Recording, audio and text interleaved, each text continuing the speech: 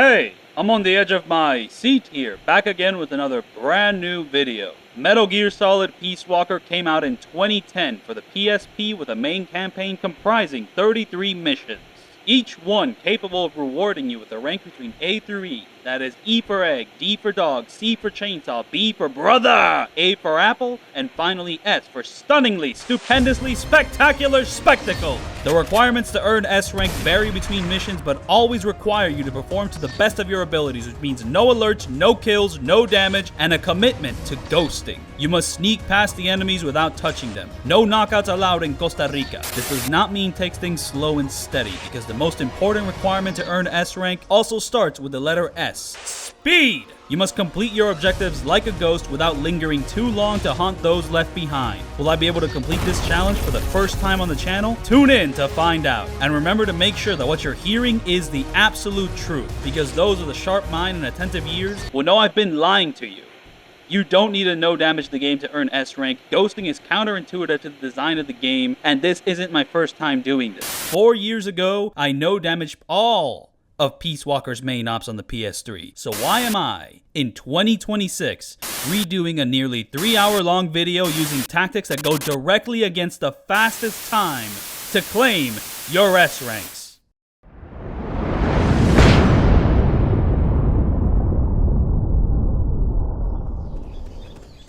I never loved Peace Walker. I've always liked it, but having played the entire Metal Gear Solid series, I've placed it in the upper middle rankings. This just confuses the narrative. Why am I putting so much effort into redoing a video I already made on a game I didn't love or hate? It's because I believe my enjoyment of the game was compromised, and the culprit was me. This series has a problem with balancing. Here's some examples. Peace Walker's no different. The trank gun decimates the challenge, so I tried different approaches in my original video. Doing this in the other games invited more rewarding gameplay. It was engaging to go after the dog tags in Metal Gear Solid 2. Avoiding the trank gun and Snake Eater to instead throw snakes enriched my time with the game. So in Peace Walker, I entered levels with a banana and smoke grenades instead. But this didn't scratch the same itch. It was still too easy, and I had fun, but left the PSP entry thinking of it as a step back. 4 years and multiple no damages later, a thought creeps into my mind. Did I do enough justice to Peace Walker's level design? Looking back, I see well-placed enemies which don't notice you across the planet, but still enforce some caution with your approach. I notice a main campaign with a well-paced difficulty curve, with each new chapter evolving the stealth gameplay, instead of bloating the second half with action set pieces, an issue commonly seen in the previous games. And all this returns to the level design, which gives the player enough cover and space to enact engaging plans of action if you commit to ghosting. Playing this game normally doesn't let you appreciate any of this. The enemy AI isn't smart enough to deal with tranquilizers. All notion of a difficulty curve evaporates due to their lacking tactical evolutions, and the attention to detail with the level design? There's no reason to pay attention. You have enough space to trank everyone without having to use most of the cover. Changing your tactics to CQC-centric actions doesn't solve this dilemma, because the enemies aren't just dumb, they're also very slow. They might be the slowest to react to your presence in the franchise, so you can barrel through them like a bull and still have enough time to knock them out before anyone notices. They also give up very easily. Holding them up has them lying on the ground without any further effort on your part. In the previous games, you have to throw them down yourself because enemies could actually retaliate if you weren't careful with your holdups. The banana is still too powerful. Smoke grenades might actually be the most damning development. It doesn't matter what enemy, what area, or what cover you have when you can create invisible bubbles anywhere you'd like.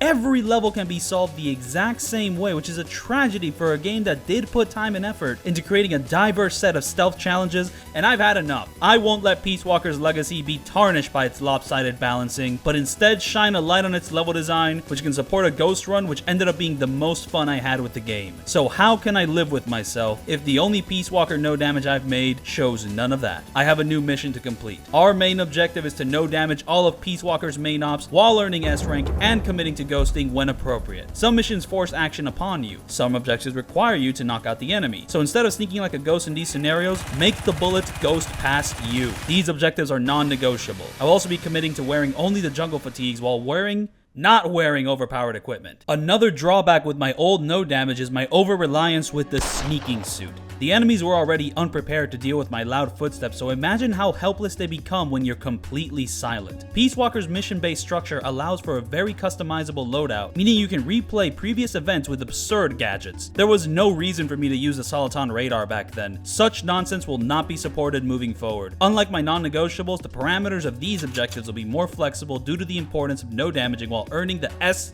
rank. If my fatigues or my weapons hold me back to a ridiculous extent, I will push the constraints of my loadout further. You will be able to see every weapon I used and its rank in the results screen of every mission. The final and most divergent change from my old no damage will be my console of choice. My Ghost Run will not be performed on the PS3, but instead on the PSP. And not just any old PSP, but on a brand new PS Vita. And I choose the original PSP version over the PS3 remaster because I find the PSP actually running the original game at 60 FPS just fascinating, given that this is a blatant lie. This version is capped at 20 FPS, and the real reason I'm playing the original is to give myself a harder challenge. The grand assumption about Peace Walker is that the enemies are so slow and dumb to account for the difficulties of playing it on the PSP. So I'll play the original to test whether that is actually true. My mission does not have a singular focus. It will be a multifaceted descent throughout Costa Rica to figure out how to no damage Ghost and S-rank Peace Walker so that you, the viewer, can do it yourself. I'll be going op by op, room by room, and chapter by chapter on a journey to learn how to love Peace Walker just a little bit more.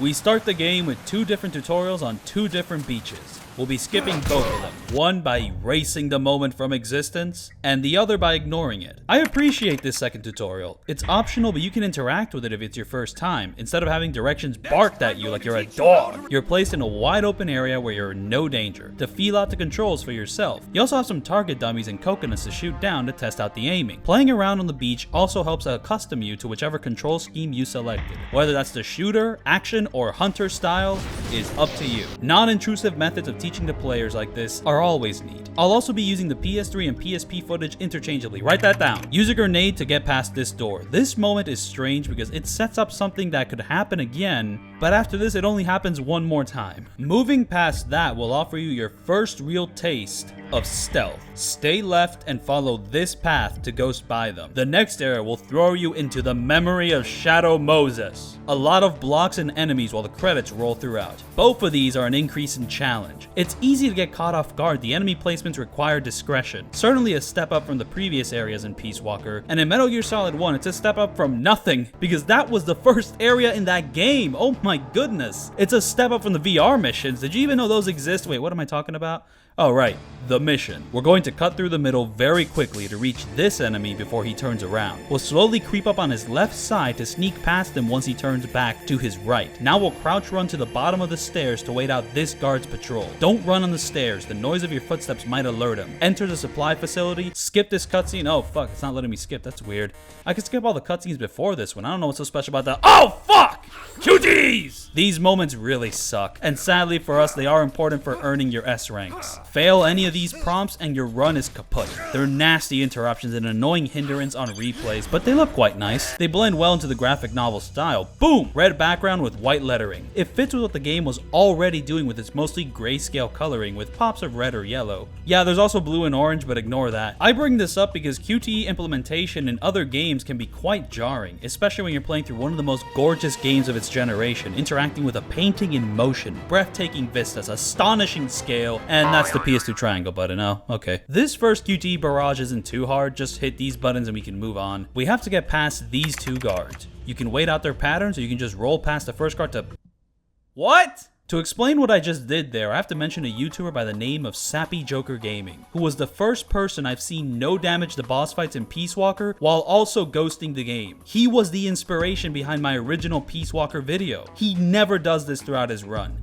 So why did I mention him? Because we have different interpretations of ghosting. Sappy Joker views a ghost run as pure sneaking, which means no knockouts, no alerts, not even any distractions. This disqualifies throwing magazines, knocking on walls, or utilizing the footstep tech. I don't have a full comprehension of the footstep tech, but the best understanding I can impart is that you must run near the left or right of the enemy, which will create a noise that makes the enemy turn around. While they're turning around, you have to immediately roll to the other side because the action of rolling is silent. If your timing, positioning, and execution is done correctly, the enemy will be so distracted by your loud footsteps, giving you the perfect opening to sneak away. I believe the pass distraction might be so powerful that you'll be able to run away because your footsteps will become temporarily silent while the guard's detective intuition is activated. It is very easy for your attempts at this tech to end in disaster. Rolling at the wrong time or angle will put you right in front of the enemy. You'll know it's over when the enemy flinches like this. Becoming too excited while rolling will send you straight through the enemy. Wearing the sneaking suit makes the tech impossible. I will be utilizing distractions despite Sappy Joker's code of conduct to create faster, more frantic ghosting gameplay. I don't want to wait behind a rock if I'm capable of beelining past my adversaries using Looney Tune tactics which still require skill to do, making for exciting gameplay. My code of conduct for ghosting will require no knockouts, no alerts, and no touching. Even if you successfully roll past this first guard, you shouldn't run because there's still this second guard around. This tactic has to be performed quickly so you can sneak past the second guard before he turns around. Run straight through to reach the swamp. Crouch run to this point, then stand up to run the rest of the way through this path to enter El Rio de Jade. I don't know how to pronounce this. El Rio de Jade. C. Your objective is to knock out every guard in the area, making it impossible to ghost. Ah, come on, Jade. The enemy placements here might be some of the most devious in the entire game if you want to avoid using the trank gun. There's 6 guards in the area. There's 4 on the field who hang around in groups of 2, whose patrols can cover the others' blind spots. The last 2 enemies take the role of overseeing the entire area. You have 1 in the watchtower and 1 in the boathouse. This is quite the infiltration challenge. The battlefield is very well patrolled. Lucky for us, we have this dirt path with multiple wooden blocks where you can safely plan your approach. This will be the first time the game compels you to cut the Casper crap and start blasting. You can very quickly get caught by the Grand Overseers or by the second guard in a group turning around at the wrong time of the first guard's elimination process. And when you fail, if you want to stay faithful to a stealth run, you have to restart the entire mission, putting you back to these first 2 guards. The biggest killer of this whole setup is that you will have to redo all of this again to reach El Rio de Jade, where you probably still don't know how to eliminate everyone without the trank gun. Uncertainty is the apex predator of motivation. If you're the average player, why not just snipe every guard from the safety of these wooden blocks? I'm not the average player. And here's my approach, crafted to be the closest to a ghosting methodology. No knockouts! Only holdups. Entering the area, you must rush the holdup the closest enemy and then take cover and wait for his accompanying buddy to notice him to dash over to check up on his friend, creating the opportunity to ambush him. Don't get sloppy or the first guard might retaliate. Hold him up again if he starts getting up. Hold up the third guard at this time, then ignore the fourth guard to climb up the watchtower to neutralize the first overseer. Drop down, turn around the corner to get eyes on the fourth guard. Pay attention to his sightline, then roll in when he's facing away.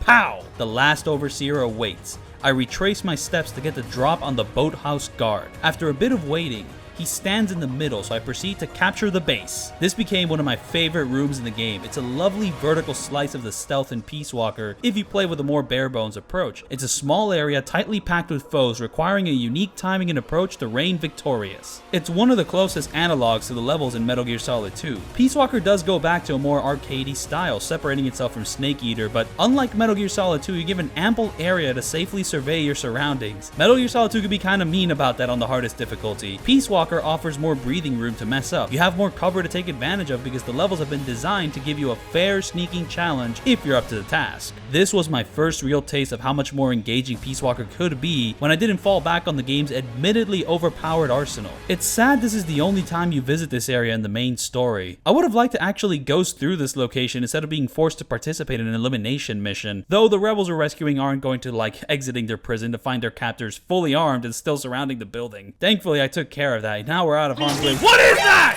Shoot it down! Shoot it down now! cutscene interaction. I like this one, it's cute. If they wanted the player more involved with certain story beats, ignore the QTs and create more of these. This also isn't very hard and doesn't go on for too long, so you shouldn't be in any danger of messing this up. You will lose your S rank if you miss your shots, except for this one. There's no shooting that fucking thing. The metal creature gets away, the rebels regroup to go on their way, and for me and us, that means we need to get past the descending horde of soldiers coming to kill Big Boss. Run through them to get past them. Their formation is sloppy. It's easy to break through to reach the swamp. Run through the middle of this area, which has a bridge to the north.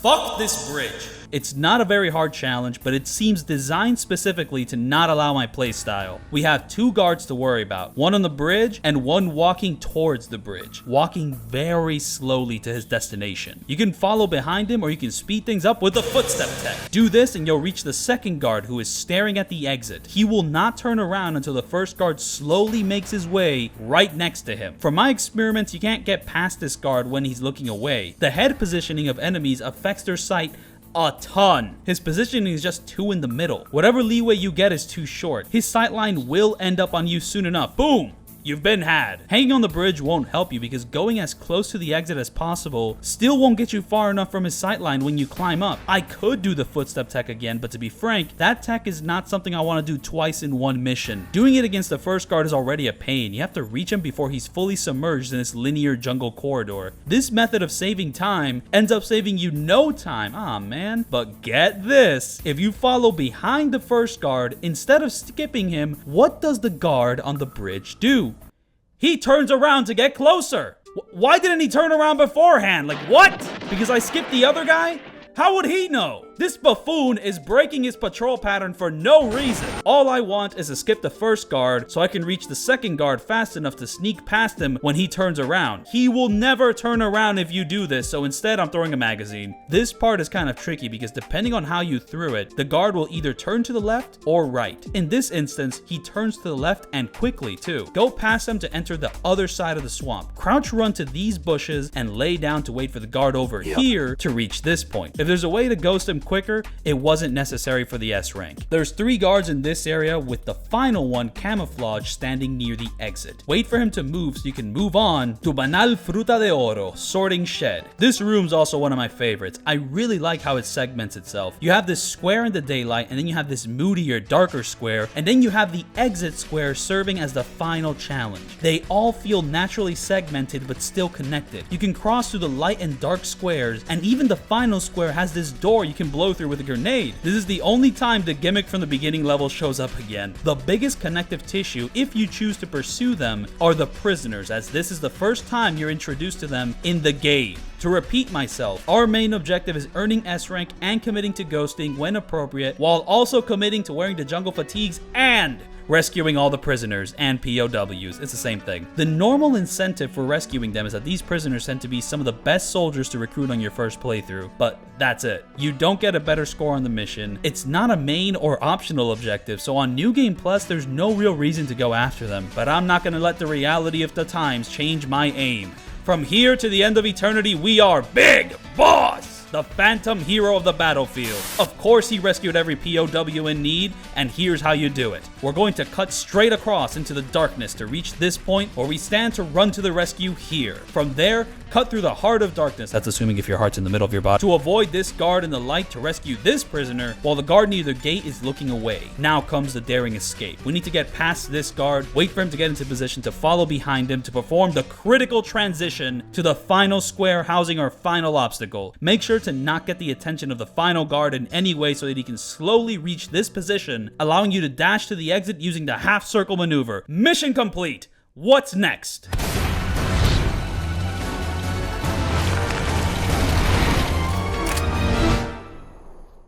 Spoiler alert, you can't ghost these boss fights, but then again, you couldn't ghost any of the previous Metal Gear Solid bosses unless you count Elder Abuse as a legit tactic. You can defeat this armored vehicle with stealth, and I do have a new objective to pursue. I must no damage this fight without spamming smoke grenades, using the sneaking suit or the box. Just like with the rest of the game, this boss arena is designed to give you enough cover to sneak around your foes with the right plan. Admittedly, figuring out this plan is a pain in the ass due to one major reason. These boss fights have zero middle ground. You're either a ghost or the Mad Max of Costa Rica. The second you get caught by the enemy, the boss is locked into action mode forever. There's no ebb and flow to these fights. Their design is rigid. Go back to Metal Gear Solid 1 with Vulcan Raven. When you're caught, he starts blasting, but if you get out of his way, the fight cycles back to its base standard of stealth. I see a similar cycle for a lot of the previous boss fights in this franchise. These vehicles have none of that. They're far stricter and take longer, with periods of extended waiting for something to happen. Thankfully, these issues won't fully present themselves in the main ops due to two major reasons. 1. 2. The number of enemies you need to take out is quite low in the main ops, and even when you face a vehicle that spawns in more soldiers, you're given a unique advantage that evens the playing field. For example, you only need to wipe out 8 enemies to defeat this boss, instead of the 36 enemies in the extra ops! I like 8. Let's stick with 8. 8's a good number. Here's how you hold up all 8 of the guards. Quickly run all the way to get behind the vehicle before the enemies stop moving to look around the battlefield. These bosses have a pattern. They follow a set path while being guarded by a group of sentries, and when you Fulton those sentries, it spawns in more to continue the cycle. Sometimes these sentries stop to look around, and there are times where the vehicle leader commands them to scout around the battlefield. Becoming familiar with the timing will be a key foundation towards a successful ambush. When this group stops to look around for the first time, ambush them. Remember, you're wearing the jungle fatigue, so slow footsteps to stay quiet. Fulton all of them while paying attention to the vehicle's sightline, represented by this big tube. The armored vehicle is the easiest to manage compared to the tank and helicopter coming up, because it has to spawn in new soldiers from inside the vehicle. This allows you to stand right next to the boss until the time of birth. In fact, the way this fight goes, you can stay on the right side of the tank while they spawn in, because they all position themselves on the left side, making for easy pickings. If one of the guards gets run over, that's great. It doesn't count as your kill. Now, the big red dog Clifford comes out to play. He's rabid, he has to be put down. The game will become indistinguishable from reality, as aiming your trank gun reveals the nightmare of precise aiming. This final phase pranks you. After carefully picking off each sentry beforehand, now the final gate will only open if you line up your last shots correctly. If you don't, you now have to make sure not to get clipped by a stray bullet or by a bloodhound tackle. The aiming in Peace Walker is not built for this shit. You can manage, but it sucks. You really gotta hit your target while they're still stationary. It is possible to eliminate the enemy before the phase transitions into action if you're quick enough. That can even happen after the enemy shouts at you. It's strange. This cover shooting setup I got going on here is pretty cool too. Capture the leader, find the rebels, and no! No use fighting that fucking thing. Kill its offspring, demoralize it. Though the heaviest demoralization falls on the shoulders of Amanda. Her compas are struggling. Her brother has been captured and is probably being tortured as we speak. And her ankle! Ow! That's gotta hurt. Let's lighten the load. Let's rescue Chico. Cut through the middle of the jungle with your tactical climbing rolls to reach the first sniper of the game. Crouch run to this point, then slowly make your way around the left side to avoid the sniper's gaze, and to not attract the attention of this guard looking straight at you. Once he turns away, get up and start running towards the box. Now we have to wait for the same guard to turn again to rescue the prisoner. Let's not forget the main hostage being held in La Dia de los Desperados. Chico is inside one of the buildings with a blue door. Where he might be placed is random, requiring a careful examination of the area. Hiding behind a blue wall to wait out this guard while he's looking away gives you the chance to slip by to reach and sneak past this guard. We need to reach the top, but this guard blocks our passage not just here, but also here. We need to slip past him twice to finally rescue Chico. That's not Chico. If I don't quickly correct my error, I'm going to lose my S rank. What I do from here on out was not planned. I dash to this corner to slip past this guard for the 3rd time. I take cover behind these boxes to wait out that guard's patrol, to check this house, which also doesn't hold Chico. That's 2 strikes. I scramble across the map to the left side in the hopes of this door housing Chico, and BAM!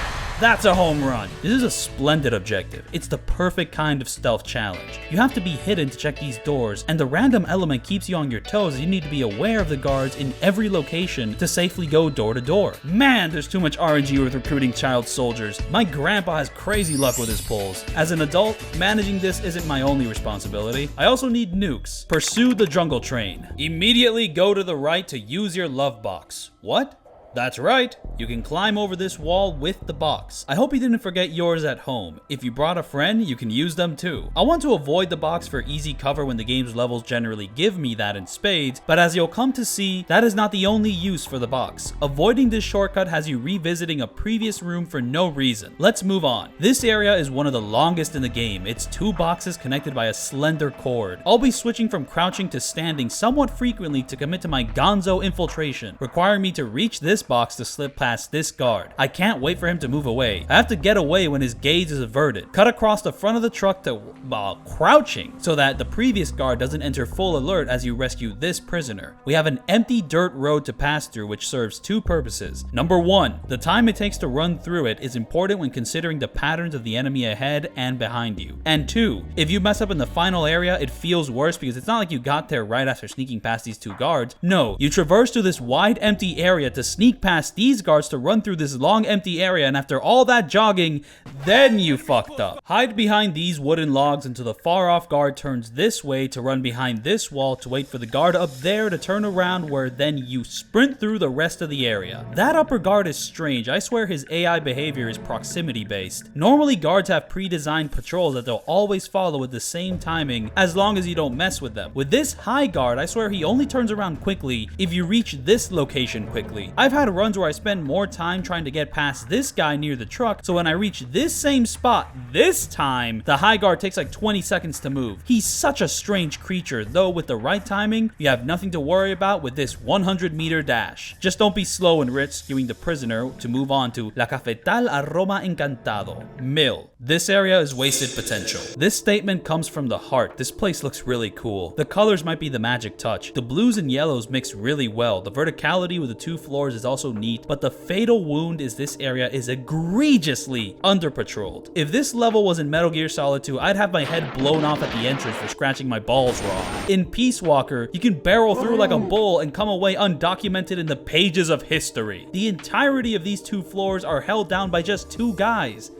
I wouldn't trust two guys to hold down five guys, and their starting positions do them no favors. Looking at this place, you have all these neat environmental details. You have multiple different kinds of cover, like in this right area near the desk with scattered papers, which has this see-through chain wall on the left you could get spotted through. You know, what if an enemy upstairs notices you downstairs and vice versa? You can hang off these railings to sneak by, but none of this matters because these two buffoons have decided to hunker down at the end of the map. Their area coverage is shit. They're not protecting anything. Run here to rescue this prisoner, run here to rescue this prisoner, climb the stairs and run to the exit. At times like these, I have to remember this isn't a room-based game. It's a mission-based, with each mission consisting of navigating multiple rooms in one take. The baffling ease of this area is to the mission's benefit because the final challenge is one of the most obtuse ghosting showdowns in the entire game. You have to eliminate a group of 5 enemies to move on. Okay, we've done this before, except this formation is in the middle of a wide open field with no cover. You have cover surrounding the group, but unlike the two guys from before, this formation is tight. There is no chance in hell you're cutting anywhere near the middle. Now this right here is a solid 5 guys staff. Ghosting is not going to be easy, unlike tranking them, which is super easy. Pew pew, pew pew pew. You know, throw some smokes, judo throw, kablam. We're doing none of that. Run straight to these stairs and don't climb them. We're going to wait here to jump one of the guards. The silence of this encounter is lovely. This applies to a lot of the ghosting run. No music, no gunshots, just the sound of the fauna with your footsteps. Jump up and then crouch run all the way to the top of the map, circling as far left as possible to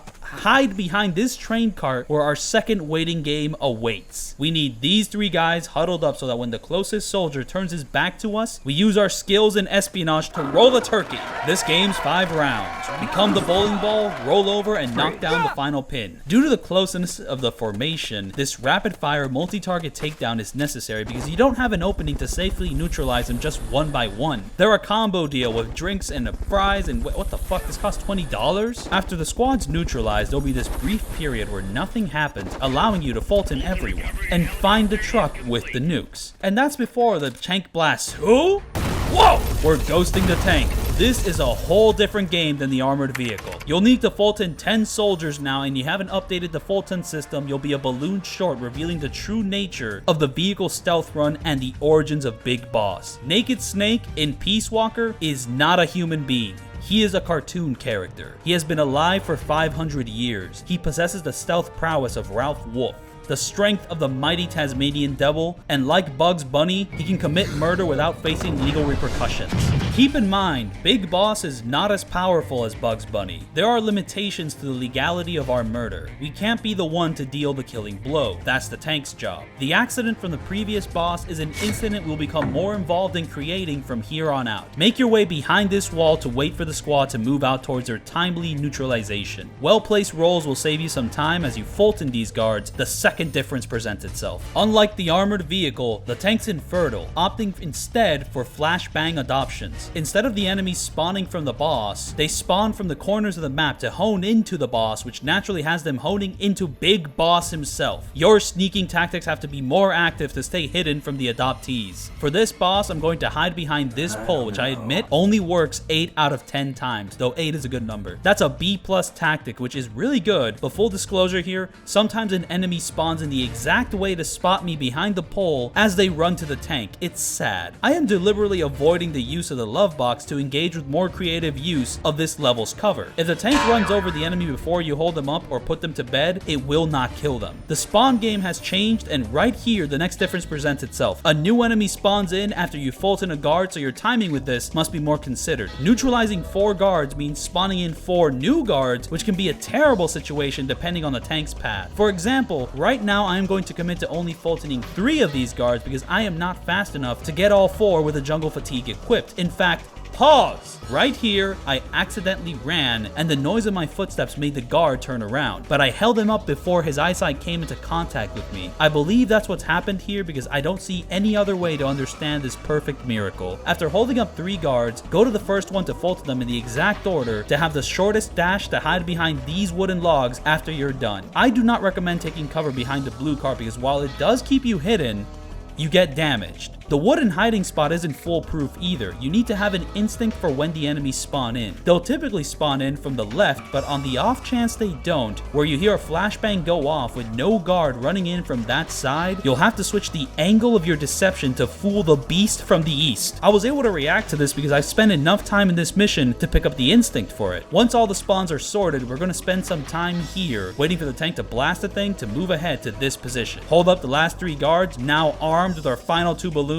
We're going to wait to see if the tank runs over this guy or not, and he did it. Fulton the last 2 guards to enter the final phase. The aiming still sucks, so I missed one of the 3 shots I take against the captain, leading into getting doinked by this cannon, which thankfully doesn't deal damage, but I don't recommend it if you're not a Looney Tune. I don't recommend doing any of this at all. I am engaging in an active 1v1 against a tank with machine gun fire that can also blast you and run you over. You can use smart tactics and cover to avoid damage, but you are always going to be better off tranquilizing the captain before he even notices. I also learned that stun grenades work against him, but I believe you don't get those until way later in the game, so I removed them from my loadout. The poles have been covering my ass throughout the entire mission. Committing to the full stealth run is also the only way you'll recover these vehicles with full health for your own army. If you don't care about that, you could hold up the 4 soldiers guarding the tank without Fultoning them to start blasting. With this approach, you have to really pray that the tank doesn't start moving too closely to neutralize guards because, like the proud chimpanzee, they eat their own. We got 10 dudes and no nukes, requiring a trip back to Chico's prison, but we're not returning empty-handed. We're bringing explosives. Have you ever done track and field?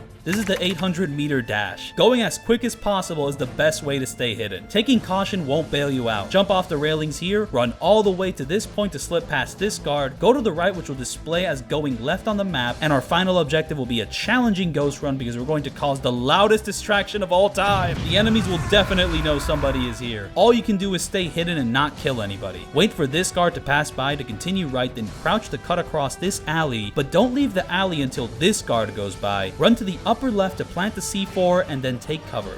Boom! Wait out the green guy, then hide behind these boxes to slip past the backup. I'm just thankful caution states don't count as alerts because then I wouldn't be able to reach this bridge. Run here to wait for the far guard to turn, then keep running to the bottom of the stairs. Now wait here, don't get excited, or you'll alert the above guard. Sneak past his left to engage with one of the most technical infiltrations in the game. Equip the love box before you enter the next area to start running as fast as possible to this ledge. You dash with the love box by pressing the X button. You'll need to climb this ledge as quickly as possible to rescue this prisoner and run to roll straight into the enemy's right side to utilize a new kind of tech. This is the Invisible Tech by Duran Duran, which allows you to walk past enemies that are looking straight at you. I don't fully understand how this works, but my research indicates that the guards in this game are also not human beings. They're horses. And with keeping to race regulations, every guard in Peace Walker has been equipped with blinders, cutting off all diagonal vision, allowing you to stay hidden at these angles. The position is specific because standing slightly off will get you caught. It is a high-level maneuver, and if you can believe it, it is by no means the hardest part of the mission. No! The issue is the love box is a fickle mistress who will refuse to unequip herself at any angle not worthy of her time. This quickly becomes annoying as fuck because my infiltration plan can only work if you manage to unequip the box correctly the first or second time. Fiddling around for an extended period of time does not allow you to reach this guard in time. This has been cutting at your sanity for every failure, requiring you to repeat the bridge area again, and every failure of Duran Duran's tactics forces you to fiddle with the bridge and the box again, and that's forgetting that the next area is also one of the most challenging in the game. And that's ignoring that the worst part of the entire process is there's no reason to do it. You can just wait for this guard to leave, to sneak past this guard instead, but once I found out I can turn invisible by Duran Duran, I contributed my body and soul towards using the tech against this guy, leading to a volatile and toxic relationship with the box. Even when I do everything right, I get caught here and have to do it all over again. El Fuerte La Ladera serves as the climax of Chapter 1's stealth. Commit to a tactical crouch run using this wall and barrel for cover as your motion remains uninterrupted until you climb over this wall. Reach the stairs to enter the complete opposite of La Cafetal. This is one of the smallest and most tightly packed areas in the game. It's like sneaking through a can of sardines. Stay behind this box until this guard moves to the other vantage point where you'll crouch run to roll right before the same guard can hear your footsteps. Slowly step away from him until you can go full speed down the stairs to rescue this prisoner. And now let's rewind back upstairs. Throughout my explanation, I have failed to mention the guard who was behind us the entire time. He is our most dangerous adversary. His placement in this formation is nothing short of genius. Going down this path only gives us this straight line to go through. We need these two guards to be looking out at the sky to gain our slim opening, but this squad's formation was penned by an intelligent tactician who has assigned a soldier whose only job is to occasionally guard our only way through the level. The timing to ghost this path is shorter than the game lets on. You can't sneak past here while standing up, you'll get caught. You'll need to crouch to make it through, but not too slowly because you'll still get caught. So now, after many failed attempts of some of the hardest tech in the game, you'll come to commit to this crouch run roll routine to finally achieve a successful infiltration. Rescue this prisoner and hey, wait a minute, go back. What's this opening in the wall? That right there is the second path through the level. Falling off this ledge allows you to climb into the opening, allowing you to ghost the level without having to do anything upstairs. The Pupa! This is our first robot boss fight. You can't run, you can't hide. This is the first time we'll be engaging our target with full offense tactics. To start, we need to check which truck has nukes. If you fail to get it right the first time, you'll fail the S rank, which you might say is unfair, but if you played close attention when Big Boss dodged the cannon, you would have gotten a brief glimpse of the license plate of the nukes. Ah, here they are. Now where were we?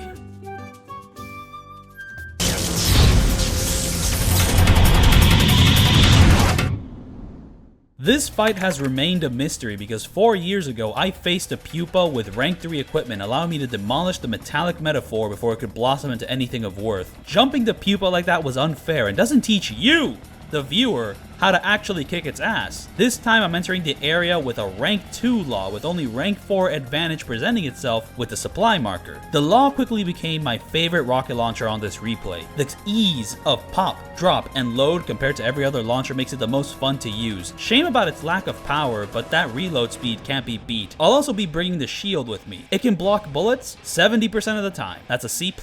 This still isn't accurate to a new game run, but the tactics here could still help if you feel like not getting an S rank with your no damage. The battle starts with a pupa riding straight up across the walls. Run in the opposite direction to avoid its machine gun fire. After 2 cycles of this, it will stay still on the ground to engage its shock units. It will blast 2 bolts, then fire 2 rounds of machine gun fire, and it does this twice. You avoid both attacks by running in the horizontal direction without stopping. The machine gun fire is the attack that will clip you the most. It is very punishing about hesitation in its movements. Try to land your shots in the periods of no blasting while also preparing your movements accordingly. After this, the pupa will start moving again. I use this time to use my rank 4 supply marker, which is a pistol, allowing me to block gunfire with a shield, which works 70% of the time. It's a C+. The pupa could go through another set of lightning bolts and gunfire. If you didn't already know, the giant glowing cylinder is its weak point. The pupa's fast, but it can go faster by firing its booster. The no damage strat is getting the fuck out of dodge, but if you're feeling lucky, you can lay down on the ground to slip past the metal tackle. I don't know how broken your laying down iframes are. There's something really powerful here, but I generally don't recommend doing this because I have a hard time judging the positioning. I commonly find I didn't place myself in the middle of the pupa, but in the middle of the threads! After the boost, the pupa tends to go straight down, so don't hang around. After passing this health threshold, the pupa is going to demonstrate its first 2-turn attack. In RPGs with turn-based combat, this is an attack that takes 2 cycles to present itself because the first turn is used to build power, or set up electric mines to increase the potency of its electric bolts for later. Despite my description, the pupa doesn't use its 2 turns one after the other. There is a period of time after the first turn where the pupa will do its previous attacks, which involve trying to hammer you. In this period of the fight, spend some time destroying the mines. Not all of them, but carve out a safe space for when it commits to its thunderstorm. I hope I haven't forgotten any moves. It is quite easy to beat the boss fights without ever seeing certain attacks. You might encounter a move I didn't bring up, or you may never see some of the attacks I already mentioned. Blow it up, research nuclear deterrence with your coworker, and earn your S rank for Chapter 1. In lowering my equipment rank for this pupa rematch, I find the difference in ranks equates to doubling your damage output. I beat the pupa in 2 minutes and 25 seconds with rank 3 equipped weapons 4 years ago. But today I beat it in 4 minutes and 15 seconds with rank 2 weapons. So if the math adds up, no damaging the pupa with rank 1 weapons will take around 8 minutes, which may not be fast enough for an S rank. This is something to consider moving forward. With the complete omission of my S ranks, where's the results for my no damages of main ops 1 through 9? Oh, here they are.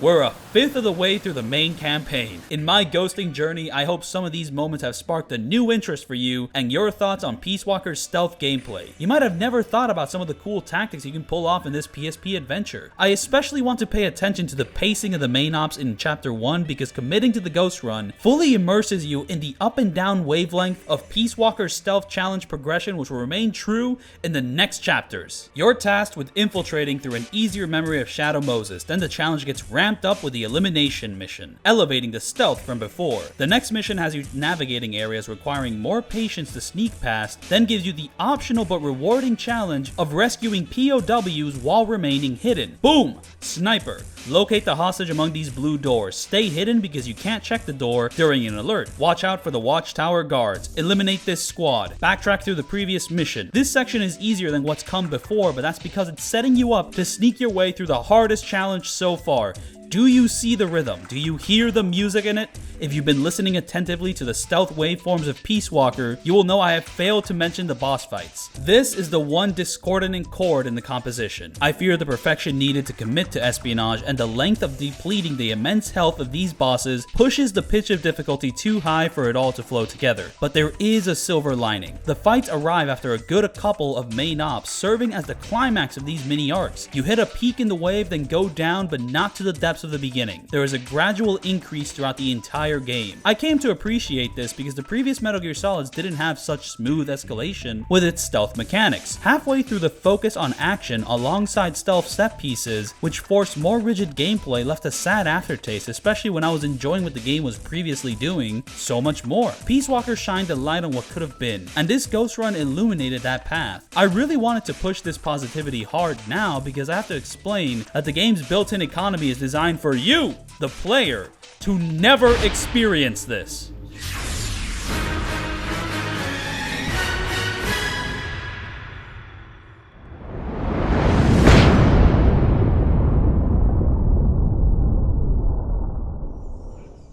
Peace Walker's normal playthrough is very well paced, but it isn't a pulse-pounding, heart-stopping stealth romp. Metal Gear Solid Peace Walker, on that first run, is Ice Age 2 The Meltdown. It is a 3D collectathon where the collectible is not shiny nuts laid on a set path, but instead the humble guards of every area in the game. Portable Ops set the groundwork for this, but I won't label that game the same due to one major reason: ease of collection. Collecting the trinkets in something like Ice Age 2, Banjo-Kazooie, SpongeBob, or Donkey Kong 64 is as easy as walking into it, generally. Portable Ops' collecting treated the guards with too much dignity. They were real people you had to physically carry over to a van to kidnap. At no point did I ever see the same connection. Peace Walker completes the metamorphosis into this new genre with the Fulton balloons. You knock them down, slap on the balloon, and you got them. Easy breezy collection. This isn't the first time I've seen these parallels in the series. I've made videos on Metal Gear Solid 2 talking about the transformative nature of collecting the dog tags, and I was very positive about their impact, so what's my issue with Peace Walker? We have to start making some distinctions between the games, like how the collectibles in Metal Gear Solid 2 aren't the guards themselves, but something on them. Once you swipe the dog tag, the guard is still there along with every challenge attached to their existence. In Peace Walker, you are collecting the guards, and once you do, they are gone forever from that level. Despite their similarities to 3D collectathons, these are not platformers. The collectibles in those games push you to become better at jumping around. The engagement increases as those trinkets start to become harder to reach, forcing you to get good at platforming. This is not a part of these Metal Gear Solid games, so something else has to step up to drive engagement. In Metal Gear Solid 2, it is those guards. You have to devise a plan to successfully get away from them using the stealth mechanics provided to you. The state of the guards is a constant factor. Even if you were to kill them after getting their tag, the body doesn't disappear. Other guards can notice. Even guards that aren't in the area can call in to check up on them, and wouldn't you know, if they're dead, that guard calls in backup. You have to hide the body, leave before anyone notices, etc. Instead of testing your platforming with a collectible, your espionage skills are put to task. Peace Walker lacks that extra edge. Collecting the guard eliminates every challenge associated with their being. A normal playthrough presents its stealth mechanics all in the service of collection that tends to be really easy, but Peace Walker is very aware of this because unlike Metal Gear Solid 2, these guards are an important collectible for the entire duration of the game. As much as I love the dog tags, they were very optional to the point you can completely miss them across multiple playthroughs because all they did was unlock cheat items. They were also an important narrative tool, but I'm not talking about that. Peace Walker has an entire ecosystem built around its collection in the form of Mother Base. Every guard collected gets added to your base to level up different departments. Every piece of equipment is unlocked by hitting certain level caps in your base management or by completing certain main ops. This goes on for potentially over 100 hours depending on how you handle the post game. So imagine playing Ice Age 2 and you were too fast with collecting, spawning in the Nut Brigade to tear your body to pieces. Wouldn't that be obnoxious? It's lovely collecting my guards. There's a satisfying noise that plays every time I do it. Every good collectathon has a great ding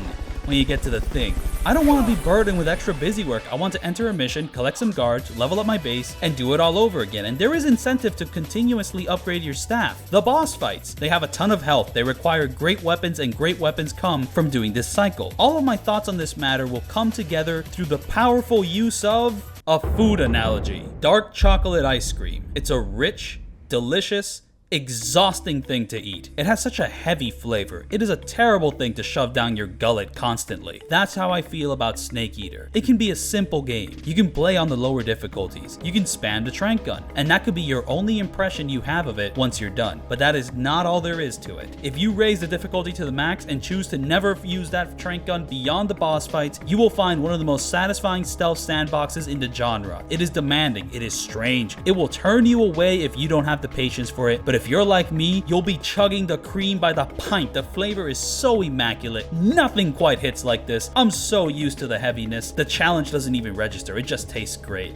I want some more. I have similar feelings with Peace Walker. I constantly want more of it, but not in the same way. I want more of Snake Eater because its unique quirks appeal to me, while I want more of Peace Walker because they're potato chips. I can demolish 30 bags of this and not stop. It's got a good taste that never gets old, but it never inspires me like that dark chocolate ice cream. The idea of ghosting Peace Walker came to me because I didn't believe that was all the game had to offer. I hope you've been paying close attention to my story because I wasn't eating potato chips. I was hallucinating and really really eating something else. The substance was vague and I barely remember what I was doing at that time, but I know pursuing the ghosting path will make clear to me the meaning of that meal. It's a shame Peace Walker takes every step to stop my discoveries. Every mission you take without kidnapping anyone is a waste of time. That was a golden opportunity to strengthen Mother Base, and this will always be true. You don't earn any bonus points for ghosting. No bonus cash, no bonus rank. The game will never reward you for doing this. But I want to get all the dog tags in Metal Gear Solid 2. I want to experiment with all the different creative solutions in Snake Eater, and I want to continue ghosting Peace Walker into Chapter 2 onwards despite it all.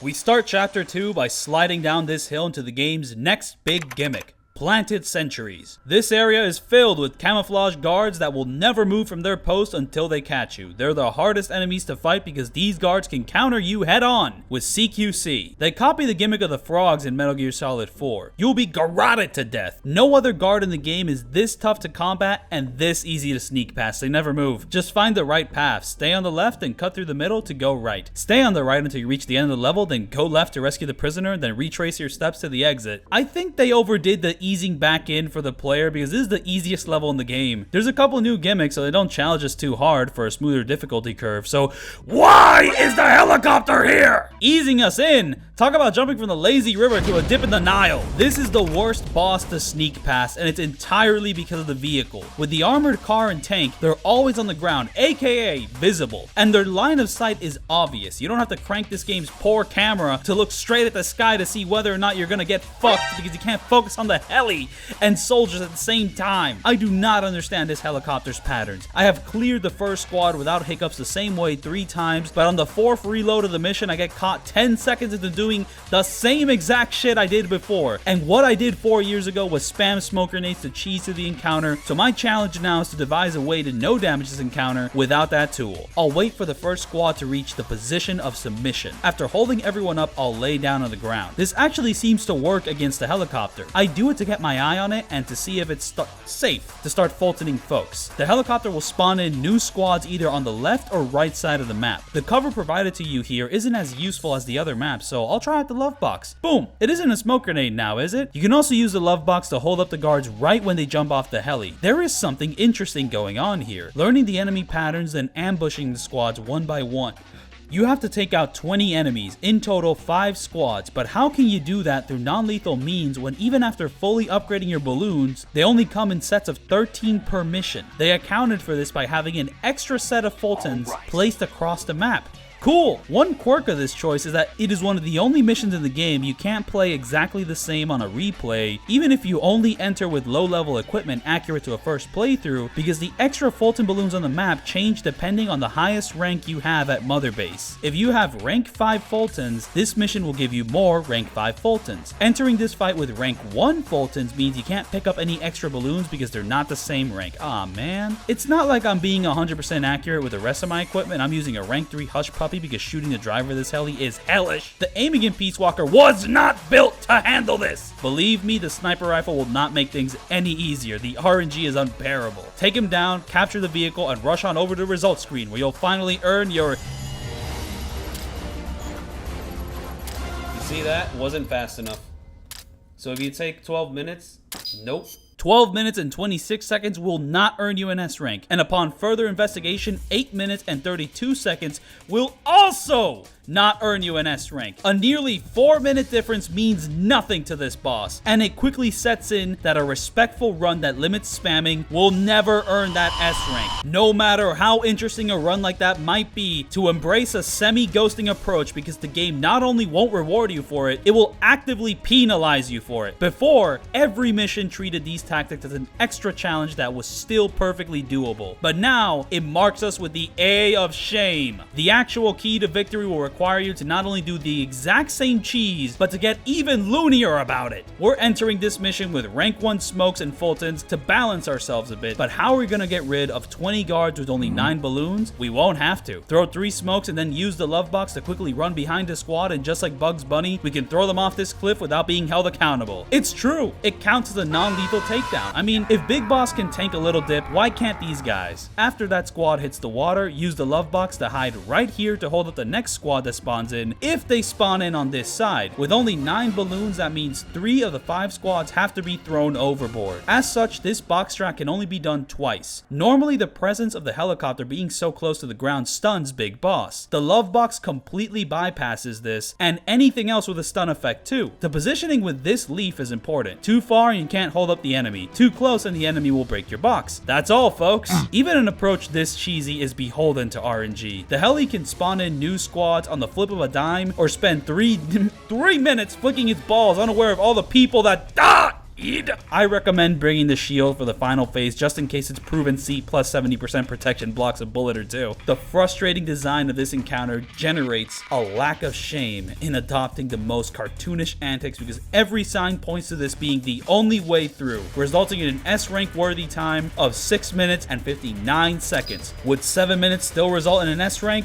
I don't know. The main gimmick of Chapter 2 is about to become a lot more interesting with the addition of snipers. Beforehand, in my previous no damage, I would look at this room like, wow, that's annoying. Now I actually need to know how to sneak past them. Just stay on the right for now, but once you enter this area, staying hidden becomes a tall order. This time to move on and rescue this prisoner like a ghost, you stay right. This mission is unique for being the only one aside from the prologue to have a cutscene break in the middle of the level. Her name's Cecile, by the way. She researches birds and she loves me. We're getting married. Our marriage.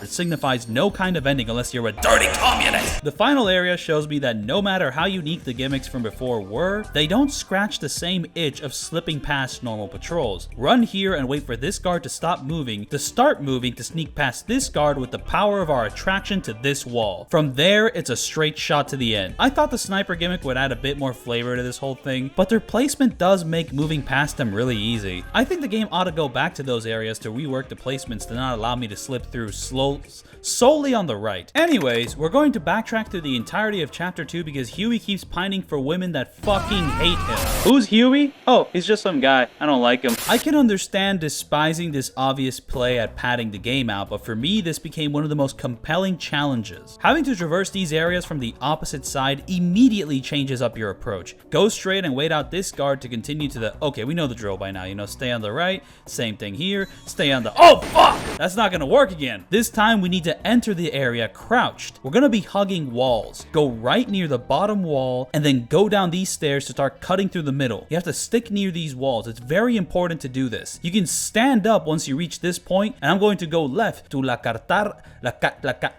de la Muerte. You could go right to immediately reach La Selva de la Leche, hillside, which is our last stop before the return. But the entry point from La Catarata de la Muerte is crucial for my strategy in capturing the annoying orange. Who? Our objective is to steal an ID card from an enemy in the same area as some bird I don't care about because all you need to know is that he's orange and chilling in the hillside, surrounded by a challenging formation of sentries. Our target is in the middle of the map, but you can't get behind him because there's 2 guards looking directly at him from both directions. Even when I managed to get close to the annoying orange, it was impossible to get out afterwards. Why don't I just knock them out one by one? Because this is a ghosting run. At this time, I really felt the absence of crawling. Peace Walker is packed with a smorgasbord of simplifications, but right now, crawling is most dearly missed because while the level design is designed entirely around the crouch run, crawling still has uses for pushing the creativity of players in favor of ghosting. I'm certain I could reach the annoying orange without getting caught by these 2 guards if I could crawl. But alas, it's but a distant memory, and to create future memories, I need to solve this fucking Rubik's Cube. I'm going to draw the attention of the annoying orange so he moves away from his post to an area more accessible for ambushing. I'm happy with this approach. It's an interesting strat that wouldn't have come about if I didn't commit to ghosting. Despite the issues with Peace Walker streamlining, this objective still pushed me to adapt a total stealth scheme sometimes.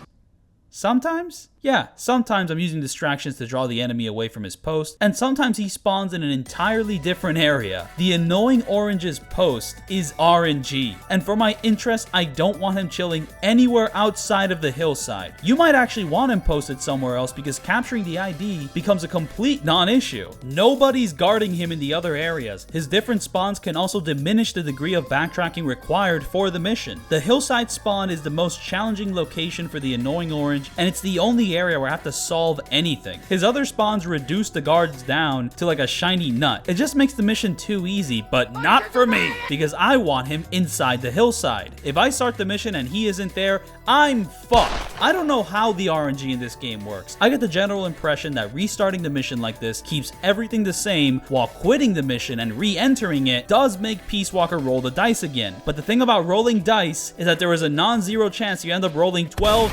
times. Remember, these aren't normal dice rolls either. Every time you want to redo, you have to traverse 800 meters of the jungles of Costa Rica. You have to ghost your way through past multiple guards and snipers to reach an area that may or may not allow me to continue the game. I knew this mission required backtracking, but I didn't imagine I have to backtrack to the start menu. And just like my beautiful wife, this encounter is not the end of your life. You still have to return to the end of the last mission. Crouch to cut through the middle, then use these two pieces of cover to stay hidden from the sniper as you climb the stairs to victory. Entering this next part reminds me that this game occasionally forces you to crouch depending on the area you enter. This is not one of them. Manually crouch to go left and cut through the middle again. Do mind this guard placed here. Then climb to the right to enter La Reina de Si. I'm not saying that! The method is the same, except there's a new guard placed here which messes up the timing for the final guard, requiring you to commit more crouching for a safer passage. Finally, we've reached the end of this mission. The path to the S rank has some bumps and requires a great degree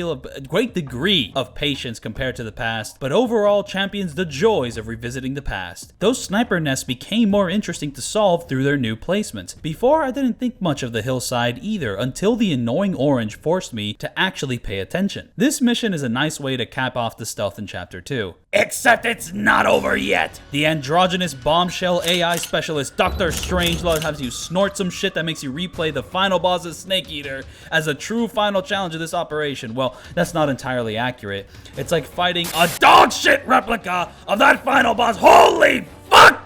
These QTEs! It's asinine. Having your S rank of one of the longest missions in the game blocked by the Simon Says tragedy of that flashback. Yeah, press the fucking D-pad. You know, we love that, don't we? Fuck! Oh, it gets worse. If you fail this section, you have to redo the mission, except you can't just restart from the menu because you can't pause or skip these QTEs. Every failure rewinds the clock to do it right this time. So if you wade through the shit to try again, except you can only do this through the start menu, why is this important? Okay, remember the annoying orange? If you reach this memory of feculence, chances are that annoying orange spawned right where you wanted him. If he didn't, you would have reloaded the mission long before reaching the boss's testicular torsion. Reloading from the start menu rolls the dice on where the guard will hang, meaning after suffering through the meta game of the annoying orange, you're set back to 0 if you don't twist your dick in tune to Simon's demands. And the thing about Simon is that he can suck his own dick. It is beyond unreasonable to make him copy him. Make us copy him, and it's a blemish on what could have been the highlight of Chapter 2. This area looks really nice. Hiding the lab in this Mayan temple is an inspired touch, making for really serene imagery, which might sound weird to hear about a game on the PSP, especially coming off the visuals of Metal Gear Solid 4 on the PS3. In comparison, Peace Walker is downright cartoony, but possibly loony. Oh fuck, it's back. Alright, to end Chapter 2, we must kill the Roadrunner. 4 years ago, minus 80 years or so, I no damaged the Chrysalis with rank 3 equipment, denying the metal creature any chance of offense. I will still use rank 3 equipment, but this time the FIM will be the only rocket launcher at my disposal alongside chaff, supply markers, and a silenced machine gun. And this shield in order to facilitate a more honest 1v1 with my C plus 70% defense. In my successful attempt, the creature still doesn't do everything it can, but it does show off more than before. Throw a chaff to set up 3 shots at the beginning. The first 2 you must throw out quickly, but take your time to lock on for the third. Throw another chaff to land 2 more shots before running out of ammo. Your handling of the beginning will greatly dictate how the rest of the fight will go. Resupply and hide behind this pillar. This section can be tough. The creature will fly around to hone in with machine gun fire. You'll have to position yourself correctly against cover to avoid and return fire. Some of the angles of the assault stalls are awkward. You have this ledge which blocks a smooth traversal to this side of the pillar, so you need to have an instinct for when that position will be necessary to take the extra steps required to use it. Using the FIM has its own quirks. The lock-on is absolute, but don't get trigger happy because blasting too early can have the missiles hit the wall instead of the target. After some time, the boss will shift away from the chain gun for more face-to-face offense. But keep in mind this isn't boxing. The creature's still using guns. In the middle of this shift, throw a chaff grenade before it does anything to get some extra damage. I defeat the beast before it performs its railgun barrages or sends out any kidnappers which would have been dealt with through the use of my silenced gun. The chrysalis crash lands near the temple, giving you the chance to extract its graphic cards to build your own PC. Ah, shucks. My Vita ran out of battery. My bad, guys. Give me a minute. I'm gonna charge it a little.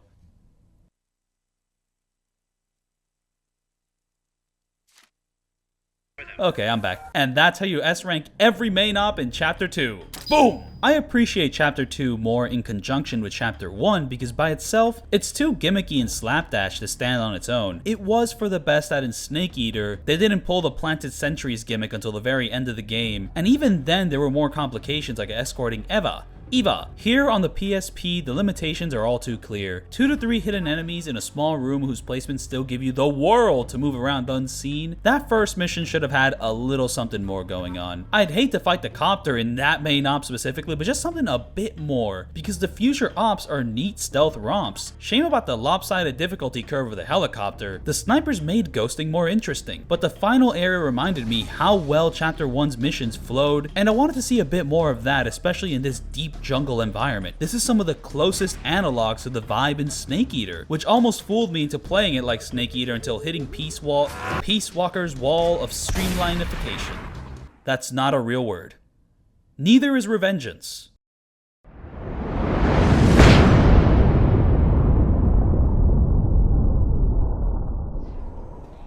The choice to create this game for the PSP limits the controls drastically. The lack of trigger buttons or a second analog stick creates creative though clunky solutions. That's not what I'm going to talk about. Instead, I want to focus on the ramifications of simplifying or removing certain actions available to you in previous entries. Let's get the big one out of the way. A stealth game should never remove the option to move bodies. The lack of this feature is an immediate bad omen. It signals whether or not the game is actually serious about being a stealth game. It's why something like Watch Dogs is never going to stack up against the stealth greats like Chaos Theory, Blood Money, The Metal Age, etc. This streamlining tends to happen with games that offer a variety of styles. It's not just a stealth game, it's an open world adventure with action and sneaking as two viable options, so fuck the bodies. It's especially frustrating when a new entry in a series sees fit to remove the ability for no reason, like in Conviction, because it immediately shows where the priorities lie. You're not hiding bodies anymore because you're killing everyone, boom, boom, boom, John Wick. Keanu Reeves still hid bodies in those movies. Blacklist released afterwards to show that removing the option was completely pointless. It didn't slow the pace at all. Why was Ubisoft like that? How does this affect Peace Walker? You can't carry bodies. Once you knock out an enemy, they're planted on the ground until you wake them up again. If you kill them, they disappear just like in the original trilogy. The reasoning for the removal of moving bodies, I assume, is to keep up a fast pace.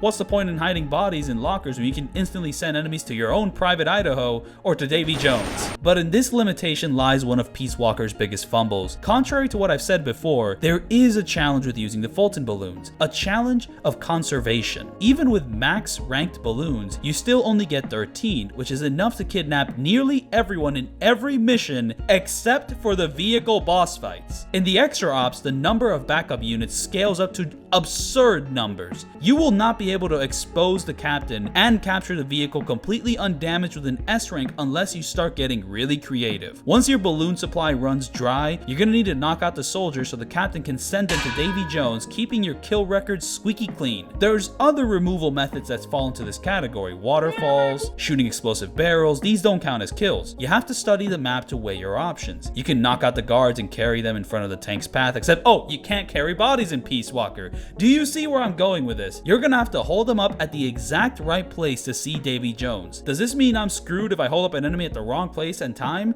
Not necessarily. There is one way to move bodies. No, you can't carry them while they're unconscious. You're gonna have to wake them up. No, you can't wake up an enemy you held up, so put them to sleep. Now they're awake and getting up. Okay, so we're going to slowly move them to the right position? No, we're just gonna throw them as far as possible. This is the only way to move bodies. So create a plan to knock out the squad of 4 and individually wake them up to throw them closer to the desired position. Be quick before the other enemies wake up or before the tank catches a glimpse of you. Your work doesn't end with just throwing the enemy either, because one throw doesn't knock them out. They're gonna get back up, so you have to grab them again before they can cause an alert. You might encounter a situation where you don't want to knock them out. You know, they're fast asleep but still off base from the target. Wake them up again and keep throwing until every guard is slammed into their exact place. And throughout all this, the definition of streamlining races through my mind. Make an organization or system more efficient and effective by employing faster or simpler working methods. Now, what part of this makes my work faster? They changed the 1-2 process into a 10-step operation. Removing features gives the illusion of simplification, but can bring unseen anarchy, especially for creative players eager to engage fully with the game's systems. Streamlining is sold as a change from a crossbow to a gun, but in practice it's like cutting your legs off. Congratulations, you have less limbs to worry about. It doesn't make groceries any easier. Focusing so heavily with this removal is important to show what streamlining can fuck up badly, because these things aren't always so obvious. Jumping on from Metal Gear Solid 4, there was bound to be some streamlining from a game pushing every single feature of the PS3 to the max, including the controller. Inchworm traversal, dick twists, 6-axis breast modulation. Peace Walker doesn't need all of this. I do miss my dodge roll while aiming, not sure why they cut that. Metal Gear Solid has never had a perfect cover system. It's either too strict or too loose. Being able to move while stuck to cover wouldn't have been worse than any of the other games. I mean, as it is, I'm just limited for no reason. Holdups immediately send the enemy to the ground instead of putting them in a hold-up state, which branches off into a multitude of different reactions. Functionally, the results of holdups are no different than plain murder. To end this section off, I present my eulogy for Crawling. Crawling was a great man. Or woman, we don't know. For sure. It was one of the most novel additions in Metal Gear 2. Not Solid, Metal Gear 2. And it found limited but solid use in the next 2 games, with Snake Eater evolving the beauty of the action through its camo system. Alas, Crawling passed away on April 28, 2010, with their only memory left on the earth we lie on, because laying down is all we can do, making our options slightly more robust than the first Metal Gear. Chapter 2 is where the deepest melancholy awaits. It's hard for the death of our friend to not weigh on our minds, and we traverse through the memory of their glory days. This isn't the first time Metal Gear has reflected on its past. The game has poignant thoughts about the decay of legends, the myth of heroism, and the importance of passing the torch to a new generation. Within Chapter 2, the opposite narrative emerges. The future is lacking, the past shines brighter than ever before. Its radiance diminishes the new and props up the legends to unreachable heights. With the death of Crawling, how are we ever gonna pass the torch? We can't even reach the lamp. It's stuck on the other side of this vent. Chapter 3 has the answer. Within this arc is the map revealing a path for the new generation. Out of everything in Peace Walker, this section will undergo the largest evolution through the ghosting method, providing us with one of the best finales of espionage in the entire series.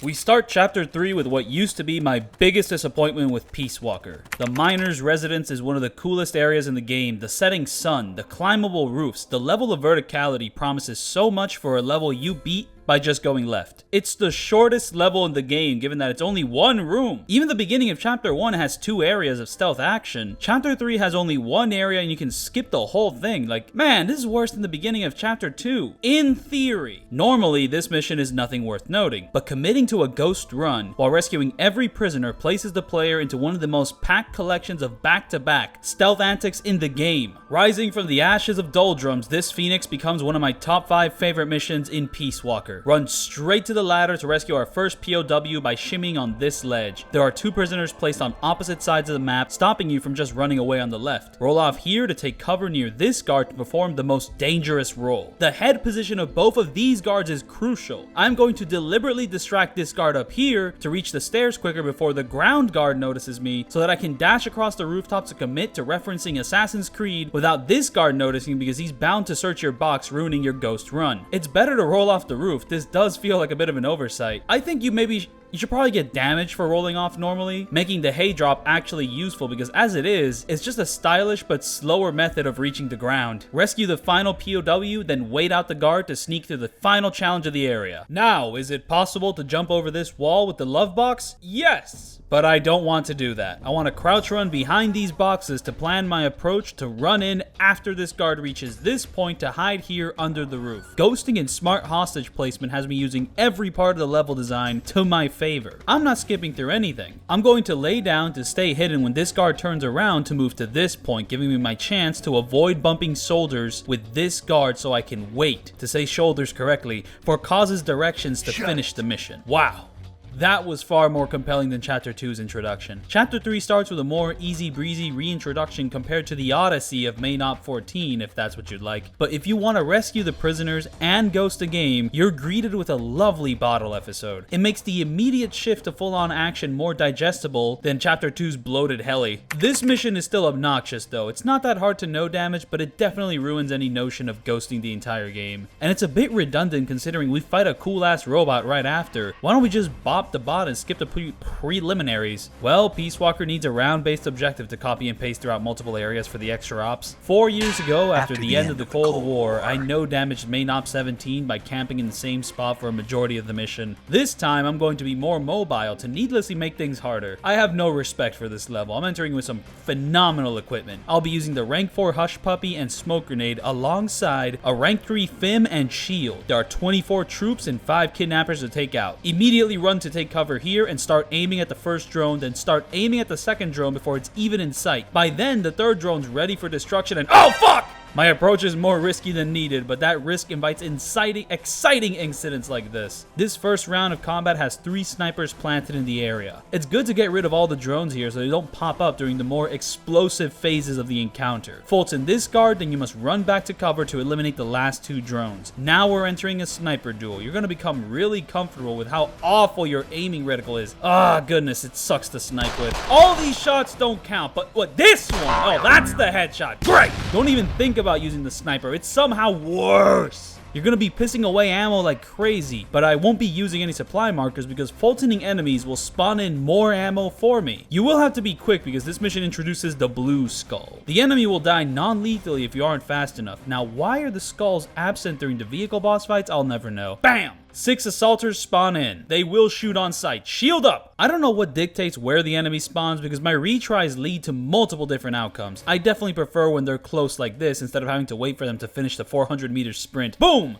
5 guys, snipers and launchers. Inversely, these kind of enemies I hate to have so close. The snipers are hard to dodge when you're super near, so we're gonna smoke them. This allows us to engage with CQC and save on ammo. Be wary of the Fultons, for they won't always give you ammo for your Hush Puppy. Rolling dazes enemies for a second, which can help with not getting stabbed. The random spawns frustrate me because I would love to get this exact setup constantly. Forcing the guards to climb the stairs will give you the easiest headshots, though I don't nail it in my run. You still have to be careful about the few guards that try to flank you or fire from the ground. Last round. Boom! This section is scary as hell. I find it easy to get nervous and mess up. I just start spamming smokes. I give my life to these smokes. Despite the danger, I play a risky game here, but nonetheless, I claim victory. I'm mega tall. No one's bigger than me. I'm going to do the exact same thing as 4 years ago. This creature is too damn big. This time I'm going to be even more unfair because it never even commits to its machine gun attack for some reason. I dodged some rockets and that's the end of the drama. Same strategy as my old no damage. Fire rockets at its weak point until the cocoon crashes into a wall, then use chaffs to safely climb to deliver the final shot right next to it so you can mine Nvidia cards instead of having to repeat the final phase of the fight again. Or buy from scalpers. Kinda sad for probably my favorite boss fight in the game. It's hard to beat the concept of 1v1ing a fortress. Now beating it normally? Surprisingly easy. The AI weapon hanger is anything but. The mission is 3 areas of tense stealth action and you're placed at an immediate disadvantage with the caution state. This is the espionage finale of Peace Walker's main story, and it represents something we haven't seen much of in the previous games. A final test of your sneaking skills pushed by a consistently challenging final gauntlet of stealth action. Metal Gear Solid's final moments in the hangar are an empty time waster. Metal Gear Solid 2 gets too wrapped up in escort gimmicks, and the one room of pure sneaking comes quick and leaves fast. Metal Gear Solid 4 dilutes the stealth of a wonderful country with the pace killer of tailing, dumbing down enemy interactions into a robotic affair, and ending with the same issue as the second game. Cool area, too little too late, and gone quickly all the same. Snake Eater fares better, even with the final challenges boiling down to going through Grog again with a demolition objective and an escort mission, because the final boss of that game can actually test your stealth prowess. It doesn't strip anything away from you like a majority of the series, and it's designed to allow sneaking as a valid choice. My only hang up with Snake Eater is that the previous challenges of espionage were more engaging. You could use the camo more, the interactions with the environment were more interesting. Grog is nice, but it just doesn't hit the same level of wow for me. But this level in Peace Walker is the start of the best stealth in the game. It's formatted to fit Peace Walker's unique style, and the design is tough but fair. This first area will provide the clearest distinction between normal play and ghosting. Right here, you could just throw a smoke in the middle of the crowd to knock everyone out, or you could do this. Equip the love box to sprint all the way to this prisoner. You need speed! The timing is tight. Fulton them and equip the box again to spend the last of your energy to climb these stairs before these two enemies catch sight of you. I have gotten caught so many times by these two. I think this role might have actually been my savior. Save your breath. Run here and roll over the second the guard starts climbing the ladder. Become his shadow and slip past him here, though take care to not push ahead too far to avoid the gazes from below. Go down where he turns around, then lay down to hide from the man far above. Your cue to jump off is this guard making his back visible. Press that button to invoke the memory of Shadow Moses. And like before, we will wait for its arrival, making it a point to remain unseen to witness a mission that will not let up its challenges. Even in Underground Passage A, arguably the easiest section of the bunch, you will be tested. Tensions are high and dudes will be running a lot. Run past these guys to hide behind this pillar to wait out this guard, but don't rush to the prisoner. Instead, go right to proceed hidden beneath the precocious pair who can catch you off guard if you're unaware. Rescue the prisoner and continue to your next passage. Out of all our options, we will be beelining the entire finale of the mission on the left side of the map. This is the coolest door ever, and we will be entering the domain. Till you reach this funky old box, we begin the waiting game. But don't ease up, because right at this moment, we will dash to perform the double man slip-in to provide cover for Big Boss, to embody the memory of the God of War. Man, this is some tight design. It has all the tension of Main Op 14 without taking forever to complete, though believe me, I spent hours honing my perfect strategy because every second needed accounting. There is very little dead air. I love having to actually climb the giant robot in the first room, and I have ghosting to thank for that. Thank you so much. This is a great level. I mean, they might as well just throw in the hardest section of QTs in the entire fucking game! You can't have your cake without a slice of shit too. Where's my money, Kojima? The reward for successfully sucking Simon off is an ID card I'm not even going to use to escape prison. Oh, I'm getting a bit ahead of myself. Let me go back a bit. Okay, well, where were we? This is impossible to no damage, and back when I was younger playing this game for the first time on my PS Vita, surviving was impossible. I had to get one of my friends with stronger dexterity to pass this section for me. I didn't let my own dexterity fall behind for long. Soon enough, survival became easy. So easy that I was able to no damage being choked in Metal Gear Solid 2. Now, what the hell can Peace Walker do about that? Well, it can make itself impossible to bypass without getting clipped at least a little. I retried this section so many times, and I swear it's designed to give you cramps by the final round. They elongate the shit out of your torture. Out of all my attempts, this right here is the least amount of damage I could reasonably receive. It's a blessing that every time you restart the mission, it sends you back here and not here. Restarting also fills your health to the max, giving the illusion of no damaging everything. This is the first time in the game where the average player will get their first taste of the benefits of ghosting, though they're just gonna knock out any guards in their way. But they have to be sneaky about it because you have nothing. No guns, no healings, no Fultons. You can't even murder anyone. This is the first time in the game where your actions have consequences. These dudes are certainly not shiny nuts to pick up. If you fail to notice the difference, they will blast your nuts off. I can understand why this might be someone's favorite level. This is the closest the game gets to forcing a playstyle where each enemy is an actual threat to manage at all times. But for me, since I've already been doing that throughout my Ghost run, that joy has been present throughout every mission, with a good chunk of them being more complex than a single room escape. Don't be mistaken, it's still a tricky pickle. Here's your escape escape plan. We are going to ignore the ID card we got from successfully playing dog shit in the last mission because it's too easy and frankly uninteresting compared to the jigsaw, which is one of the first images we get of Big Boss in the game and which gets directly mentioned by Dr. Strangelove while she's torturing you, hinting at its biggest secret. Even if you don't pick up on the clues, interacting with your jail cell will eventually show you this prompt by the mirror, leading curious players to swiftly pull out their escape tool. The ID card has none of that build-up. 4 years back, I never used it because I didn't even know it was there,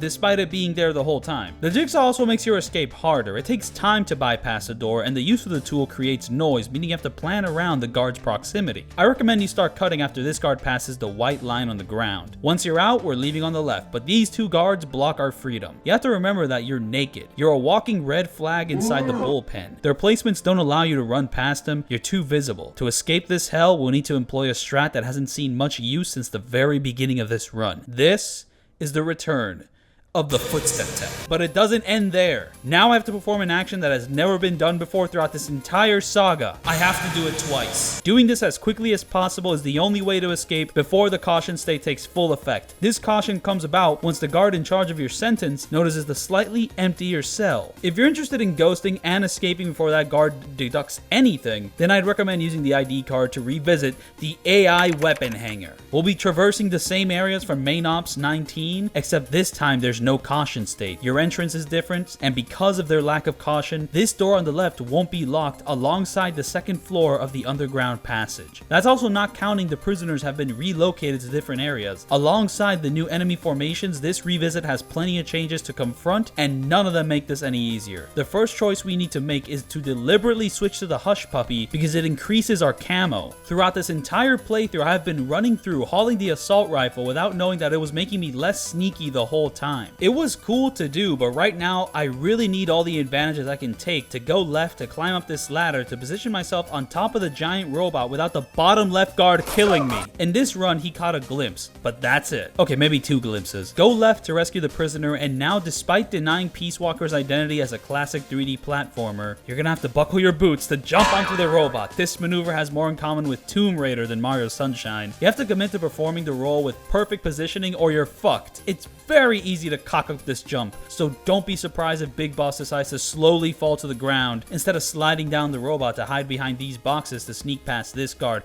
Don't climb anything until he turns around. He will witness you. It will slow down your run. Before, we have to take an elevator to go down, but this door doesn't take us below. It goes straight to the second floor. Second, the number 2 is very important because this is the first time Peace Walker pits you against a co-op assault. You can play every mission with another player. Wow. On the PSP, you can do logo play, and on PS3, there are online servers facilitating a friendly, sneaking group of friends. Aww. Now, why would anyone need any help with one of the easiest games in the franchise? Apparently for this. Miller chimes in to steer clear of coordinated enemies, and there's some truth to this because figuring out how to ghost these blokes can induce a stroke. The main gist is that these two will slap their bums with one of them going down on the left while the other holds guard right here, blocking off any escape on the right. If you take things slow, you will fall right into their trap. Indecision gives them more leverage with each passing step. You need to barrel straight through before they start slapping bums. But in order to do so, the most dangerous game presents itself. The prisoner is right there. This guard will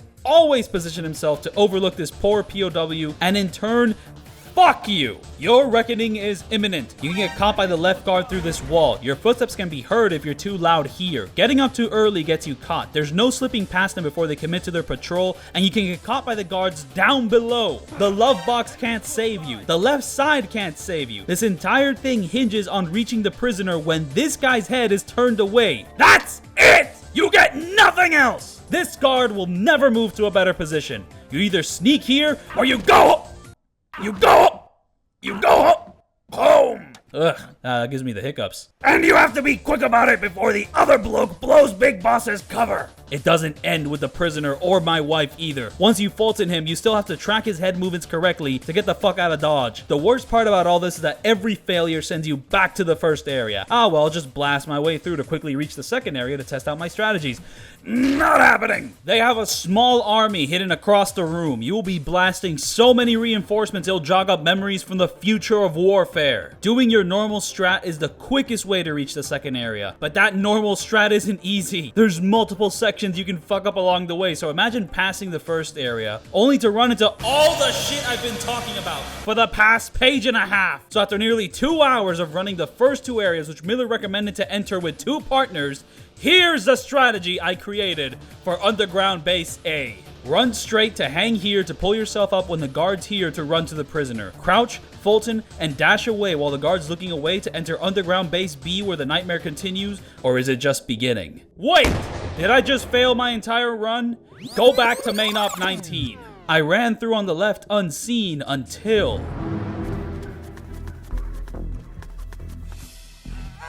that is the noise of a nearby prisoner who I didn't rescue back then. Meaning I might have failed my all prisoners objective. Except there was no prisoner to rescue back then due to the caution state locking off the second floor. Well, they're not so cautious now, are they? Stand up and rescue the prisoner, then crouch back down to hide behind this box. Slowly make your way around this box to hide behind this pillar and then this short wall. This part is tricky because we do not want to get the attention of the shield man in any way. I like to use this pillar in the middle of the square for extra safety. Once he turns left, we have to run through here without getting caught by the enemies downstairs. The Sons of Liberty are still alive, 35 years in the past. We're at the end of the road, but our trails are far from done, for running too far puts you right in front of this dynamic duo. Take a pause and proceed slowly to finally reach Peace Walker, but this time she's ready to commit nuclear annihilation. We will vanquish the ghost of the boss the same way as before. Same weapons, slightly different strategy. Sprint left and line up your first shot here. Keep running to higher elevation to create enough distance to avoid the stun rage of her mighty roar to land your second shot. Bait out the S-mines to fire your third shot. Throw a chaff to daze the beast while avoiding rockets I don't know how to avoid consistently. I just run straight in one direction, but the curvature of the missiles is fucking insane. I get blown to bits multiple times throughout my attempts. The chaff will force Peace Walker into half guard. In Jiu-Jitsu, you'll have a variety of methods to pass the half guard, but in this operation, you fire another rocket. As Peace Walker roars for a second time, the battle will become more free-form with the main focus of keeping higher ground. Fighting from ground level will offer this monster a cornucopia of pain and misery we will not indulge. Avoid her rockets and keep firing until she sees fit to flee, where the fight transitions into some QTE bullshit. You must modulate your spamming of the triangle button to avoid her barrage, and you do this for 2 minutes straight. It's a cool moment in the story. The presentation is stellar, and these interactable moments really heightened the impact before, but this is easily the game's worst attempt at it. The only saving grace is that unlike every other moment in the game, you can actually fail the prompts at least once and still get the S rank. But stop making me spam the same button over and over. This is not an $80 controller. The buttons and console are the exact same. If I break the triangle button, the only gateway into your digital odyssey is destroyed. I'm just trying to stop the commencement of World War III over here, but alas, the catalyst vanishes into the open sea, ending Chapter 3 and our path to the S rank every mission within.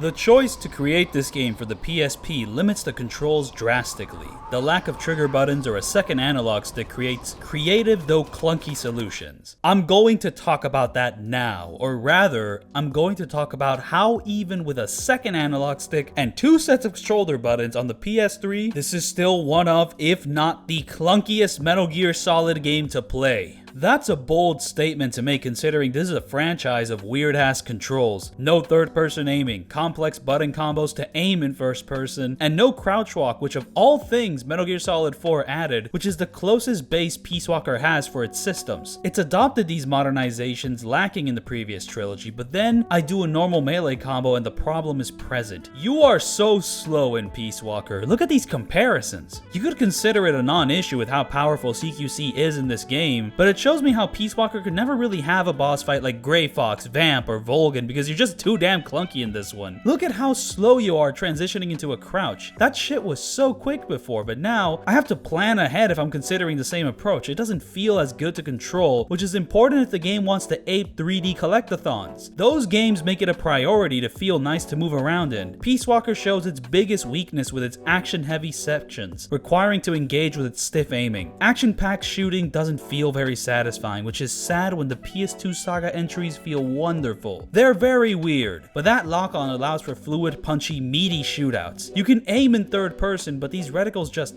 suck? They're fine enough as long as battles don't become too intense. Let's also take a step back from ourselves. The issue is also with our foes. Tapping and messing with the guards is far less engaging with their slow, limited reactions. This game's choice to focus exclusively with giant robot fights has me reflecting on how this series previously handled these moments. Here I would mention there's not much difference between them. They're tough, they're made of metal, so you're limited to only using the rocket launchers. Peace Walker even has the leg up here with more inventive opponents and a wider variety of them, but it also taught me why the previous games limited this kind of fight to only one per game, opening its boss roster to more open-ended encounters utilizing more of your arsenal in its best moments. Every boss in Peace Walker is just boom boom boom. Why would you even entertain the notion of using the assault rifle when it's so much weaker than just boom boom boom? I started this new run of Peace Walker to further appreciate the game, but I'm encountering a lot of the flaws which hold it back for me. Ghosting has been wonderful, but there were a multiple of underlying negative quirks which sour the core experience. I don't know how much more of this can be chalked up to being a PSP title. I find it important to dispel these thoughts before tackling the final chapters of the game, and finally, once and for all, learning whether or not you can earn S rank in every main op without taking damage, because in chapter 4 years ago, I encountered the moment where I failed my mission.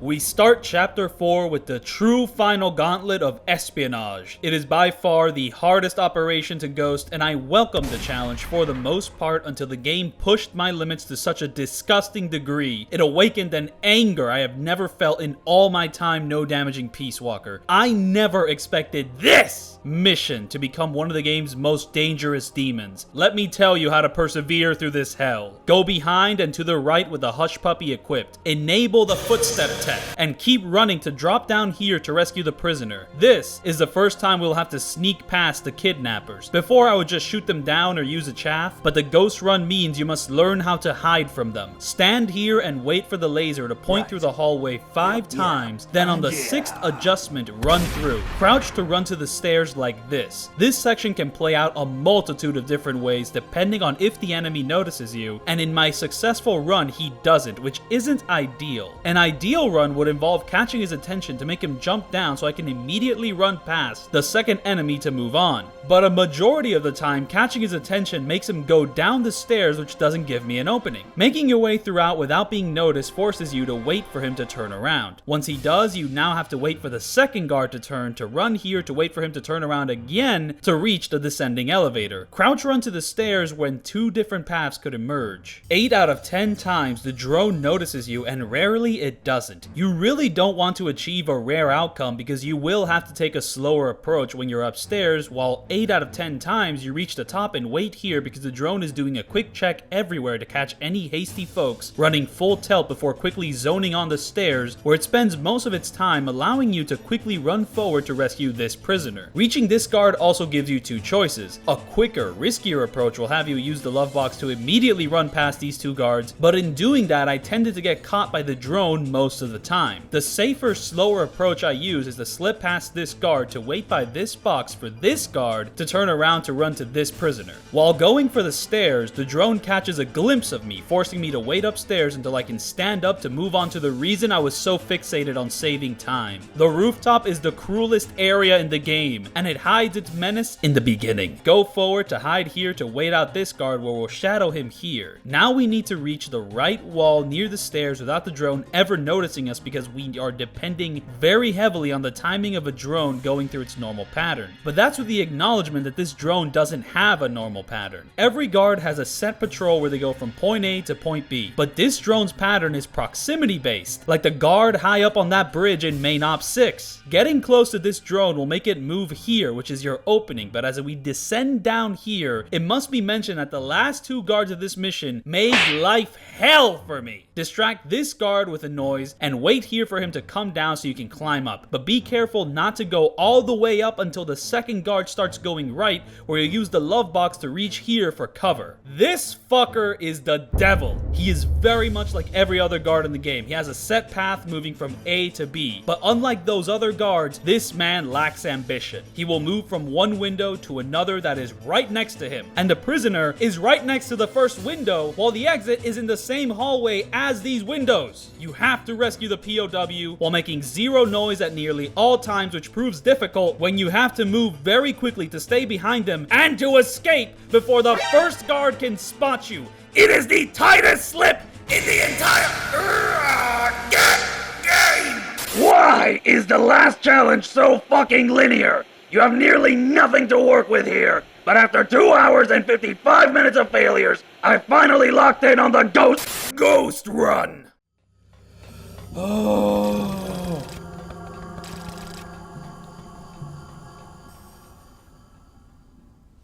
Gee whiz, dude. Yeah, there's gonna be some cutscenes after. Oh, I hope there's no fucking QTEs. If there's a QTE after this, I'm gonna be fucking pissed off, dude. So yeah, I can't see this smooth run this time. This is the first smooth run. Well, this is okay. If I don't get S rank for this, I'm gonna go insane.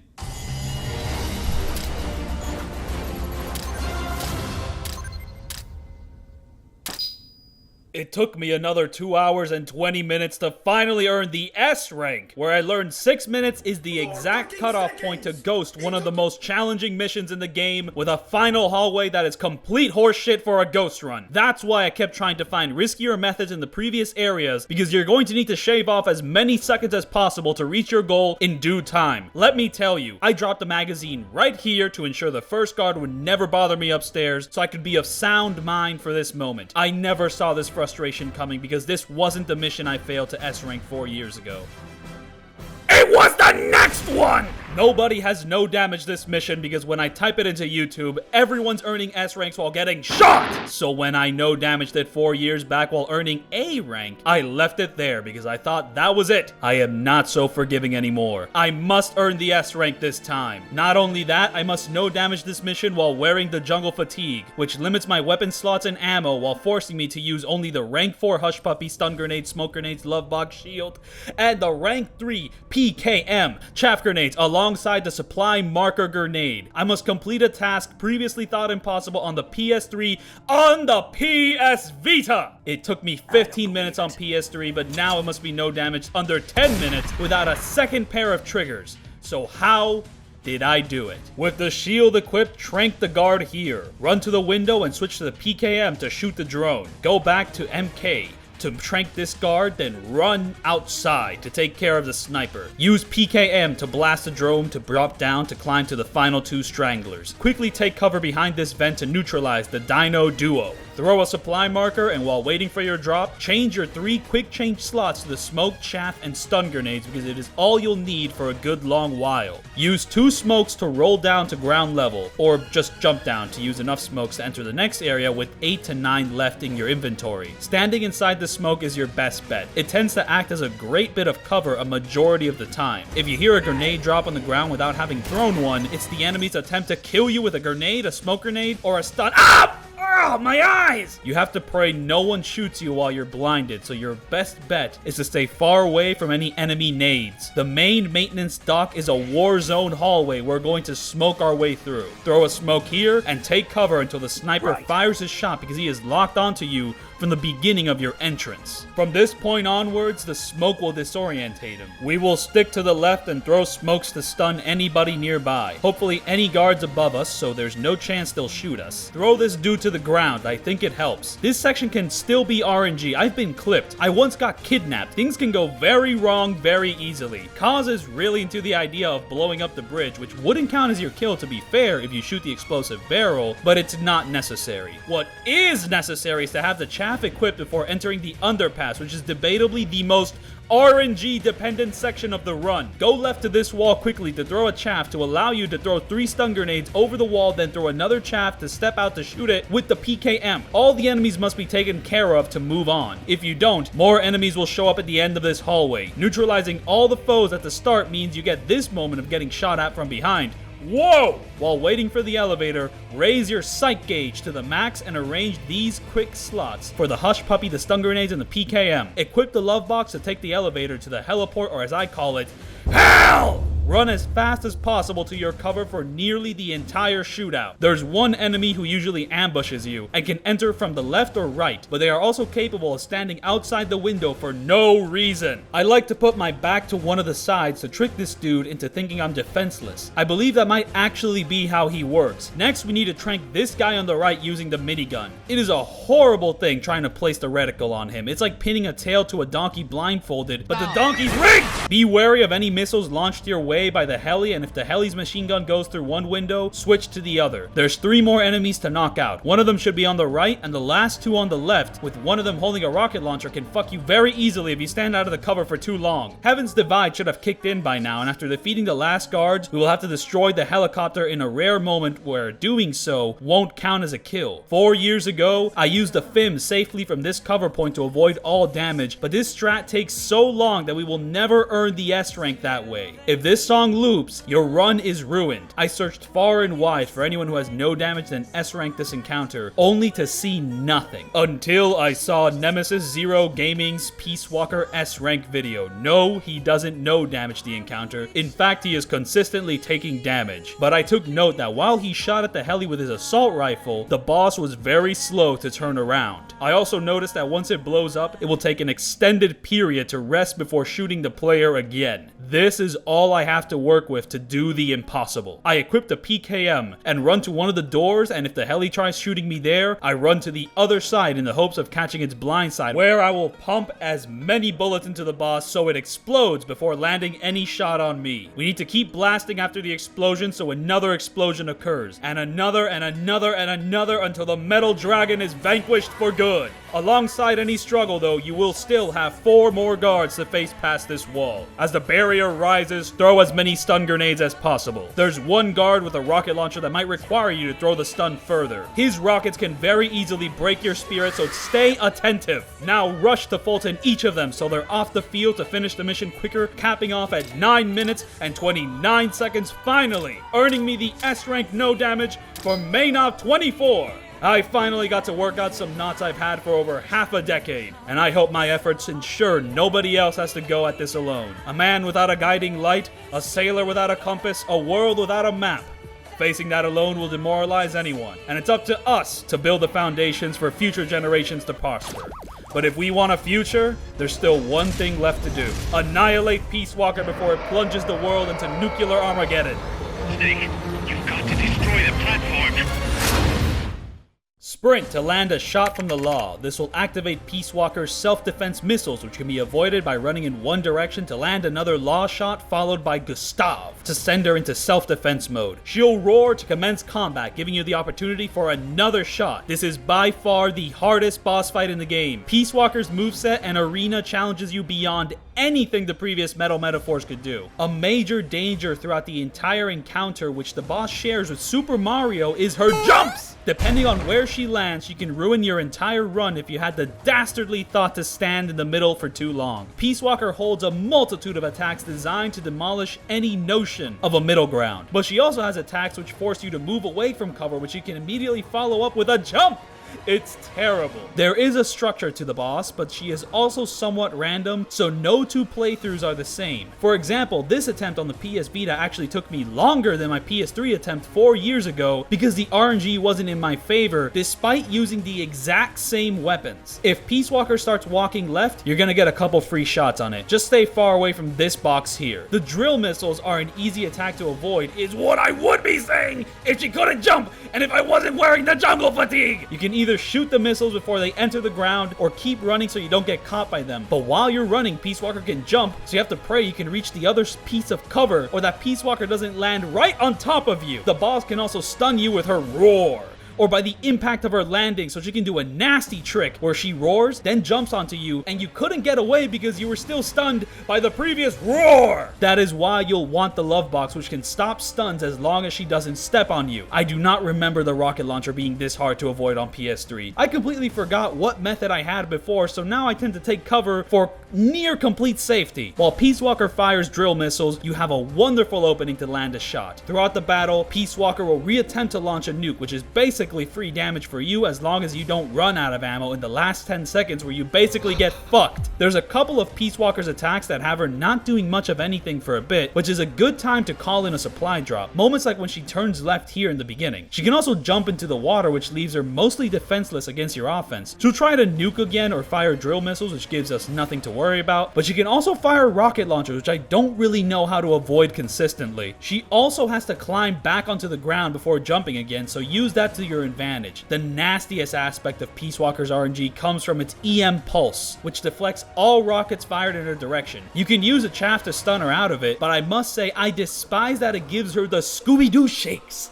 I can't land a solid shot during her jitters. The smart play is to use the chaff in the middle of one of her attacks, like the drill missiles, because you can land a shot while she stands still and during the jitters too. Here's where her nastiness comes into play. You only have 3 chaffs, while Peace Walker can reactivate her EM Pulse basically whenever she wants, but whether she actually does activate it is where you have to pray for the dice to roll in your favor. It can get to a point where you run out of chaffs, and she keeps doing it where now you're fucked. If you brought a machine gun, you can shoot her, but keep in mind her health is gigantic. So with the jungle fatigue, you definitely brought 2 rocket launchers. You can wait out the phase, but it's hard to tell when it's okay to shoot because the EM Pulse particle effects around her dome don't look that much different from her normal state. I fired shots thinking her phase was over because the particles decreased, but nope. Just wasted a fine shot for no reason. But if you wait too long until she looks completely normal, Peace Walker could be well on its way to activate EM Pulse again!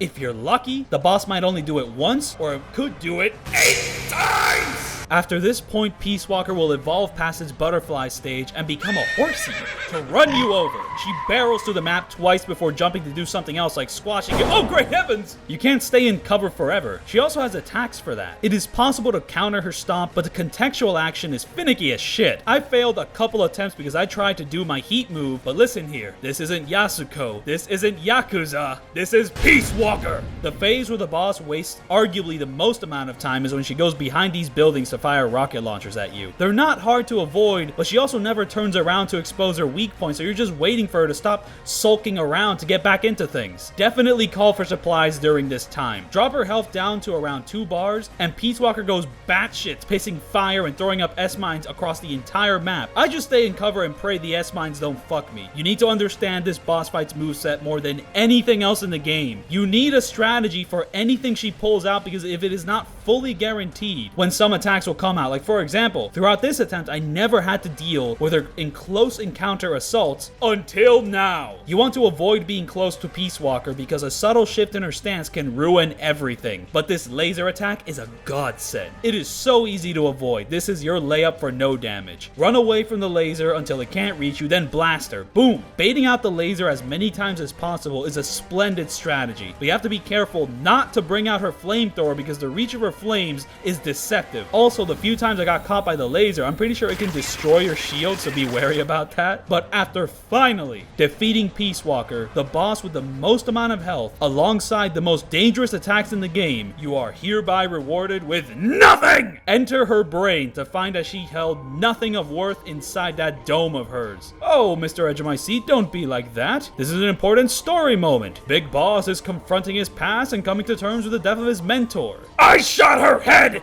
and a giant gold S popped up. That means when I defeat the robot is gonna give me something, but alas, I learned the only time Peace Walker gives anything is during the extra ops where she has 4 times the health, turning a 10-minute fight into a prestige TV drama. 40 fucking minutes!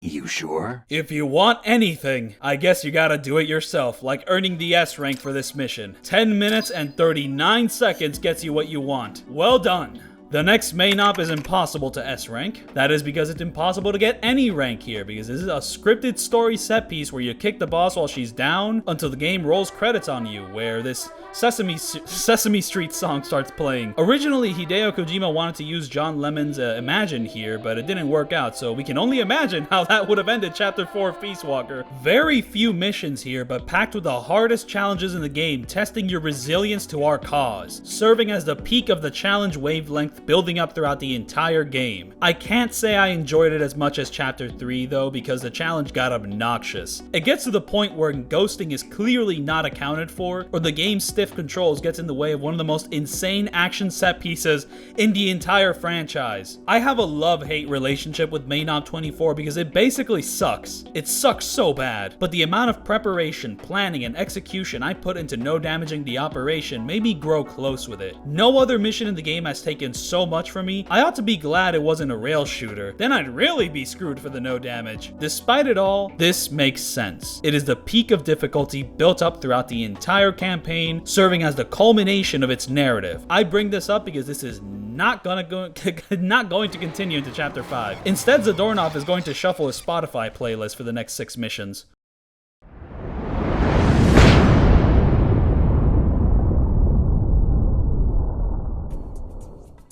Despite these still being main ops, we have effectively entered the post-game, which is a first in this franchise. Previously, Metal Gear had campaigns with a definitive end whose only post-game experience is just playing it again with funnier outfits or playing the VR missions. I would also mention the multiplayer modes of Snake Eater or Metal Gear Solid 4 if they weren't impossible to access on original hardware. Peace Walker is the first time this series put an extensive focus on the post-game with a massive amount of extra ops which continues the grind of building your base, which you've been doing since the beginning of the game. Your progress through this chapter is also very strange. To unlock each main op, you have to do a couple extra ops, and also have to meet a few hidden requirements like having your base at a certain level. You'll also be grinding out the previous robot fights because you need to collect their parts to access the true final boss of the game. I'm not going to talk about all that. I'm only going to talk about how to ghost these main ops, starting with number 27. Each of these missions requires us to capture Zadornov. We'll be revisiting each area before main op 17. We'll be required to traverse longer stretches of land compared to our previous ops, and it will all take place at night. Sneak past this guard, then make your way to the bridge to wait out the guard here to move to La Banal Fruta de Oro, Sorting Shed. Cut through the left side to Fulton Zadornov here and run to the Magic Square to exit the mission and earn your Ghost Run S rank. Yeah, that wasn't so bad. I mean, I'm curious if this mission frustrated anyone. Let me check the wiki here. Hey, wait a minute. Wait, 2 prisoners? I didn't rescue anybody. Okay, there's one in the Sorting Shed I missed, and then there's one in El Rio de Jade, which is on the other side of the map. My sources are also telling me Zadornov's location is RNG, meaning he spawns either in La Banal Fruta de Oro or El Rio de Jade. 2 locations you have to go to anyways because there's always going to be a prisoner there. You also need to complete the mission in under 8 minutes for the S rank. Do you see where I'm going with this? Main Op 14's metagame has returned with a fucking vengeance. Zadornov must never spawn in El Rio de Jade! And if he spawns at the Sorting Shed, please let it be at the end of the level because the time crunch for S rank is absurd for how much ground you have to cover to rescue the prisoners. This mission makes it abundantly clear these POWs mean jack shit as an optional objective.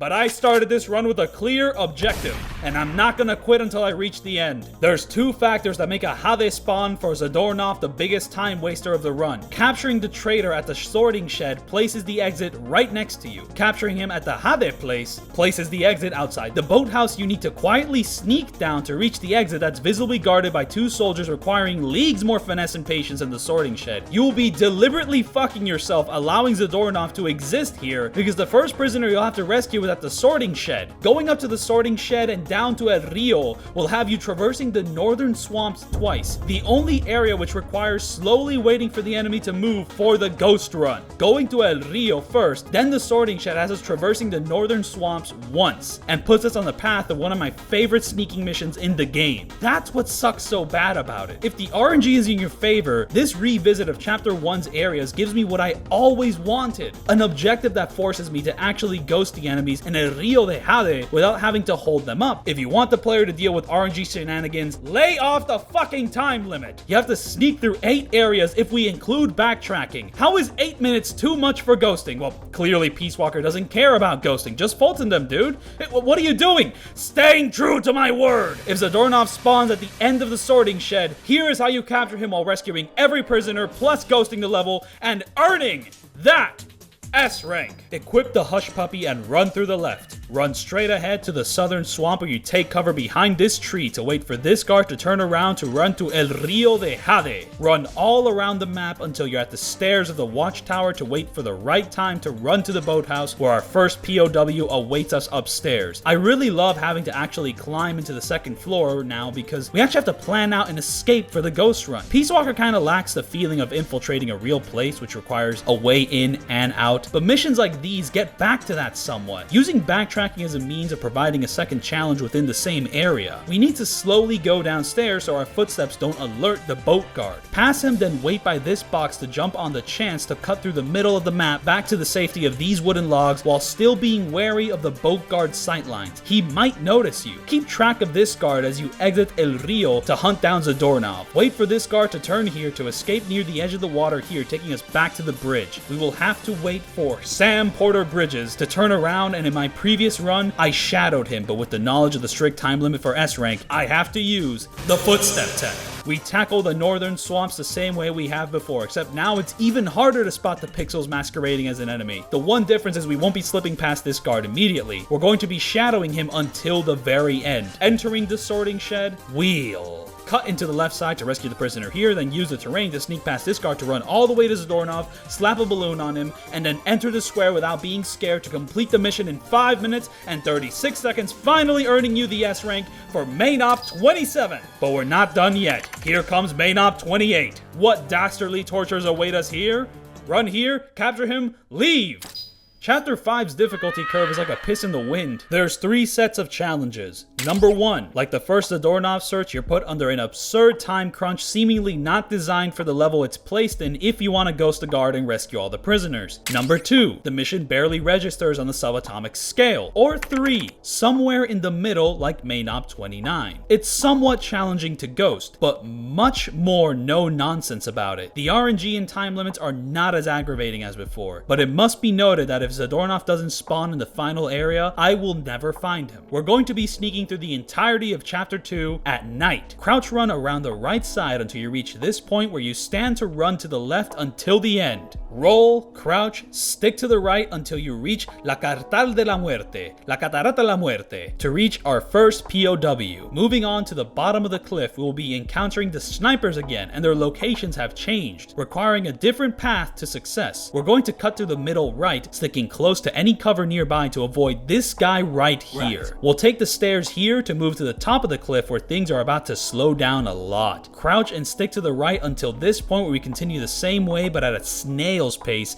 to slip past this guy. He's just standing right there. He's staring right at us, but I guess it is pretty dark out here. Encountering La Reina de No Puedo Decir Esa Palabra, Pinche Pendejo Mama Huevo. We wait for this guy's head to be facing right to move forward, which is a tall order when I can't see anything. We're going to run here to the right, but instead of sticking to the wall like before, we're gonna keep going because there's no guy there because he moved here. Slip on the left, rescue the final POW, and reach this guard without getting the attention of the other guard out in the distance. Slip on the right to reach the Zadornov, which I think is really well camouflaged. I could barely see him. Send him to the brig. Enter the square like you were never there and earn that S rank with a time of 4 minutes and 39 seconds. Well done! We're halfway there with our relationship with Zadornov. We got a keen sense of what makes him tick and what to expect from the next mission. There's only 3 different kinds of difficulty left for Zadornov's finale trilogy, and we're going to stay in rhythm with a tier 1 challenge in Main Op 30, which can go to hell! Hate! Let me tell you how much I've come to hate you since I began to live. This operation will encompass these areas. Zadornov is going to be in La Aldea de los Desperados, Okay, so no more RNG nonsense, alright? The thing is, all the prisoners are located in these two areas which are completely separated from the main objective. So begins our sneaking operation. Nothing too crazy until we reach la entrance of La Cafetal Aroma Encantado, which holds these two enemies which you have to sneak past. This is a very long dirt road, and now there actually is an enemy placed inside the watchtower you have to watch out for. The guards high up on these bridges are now an actual threat. I found it a lot harder to sneak past them at night. I think the addition of that watchtower goon fucks up the timing of everything. The mill's still piss. Backtracking through the entrance of La Capital is still some nasty business, and once you make it through, it's still the same Chico set piece. There is some RNG, but it's limited only to this area. Zadornov's location is random. He could be in any of those blue door houses. Once you find him, boom! Mission complete, except there's is where the first issue arises. 6 minutes and 52 seconds will earn you an A rank. I find this a bit disheartening for a mission that requires you to visit 6 areas if we count backtracking, 7 if we consider exiting the mill as a separate area, and a mission that has the long dirt road that wastes 11 seconds of my life, and that's if I'm using the love box and if I want to rescue all the prisoners. I have to traverse it twice. I don't know why they're being so strict with time with large empty areas like this alongside some stealth encounters requiring a great deal of planning and patience to ghost through to reach a random objective that could greatly increase my time spent here if I guess wrong like I'm fucking gambling, but okay.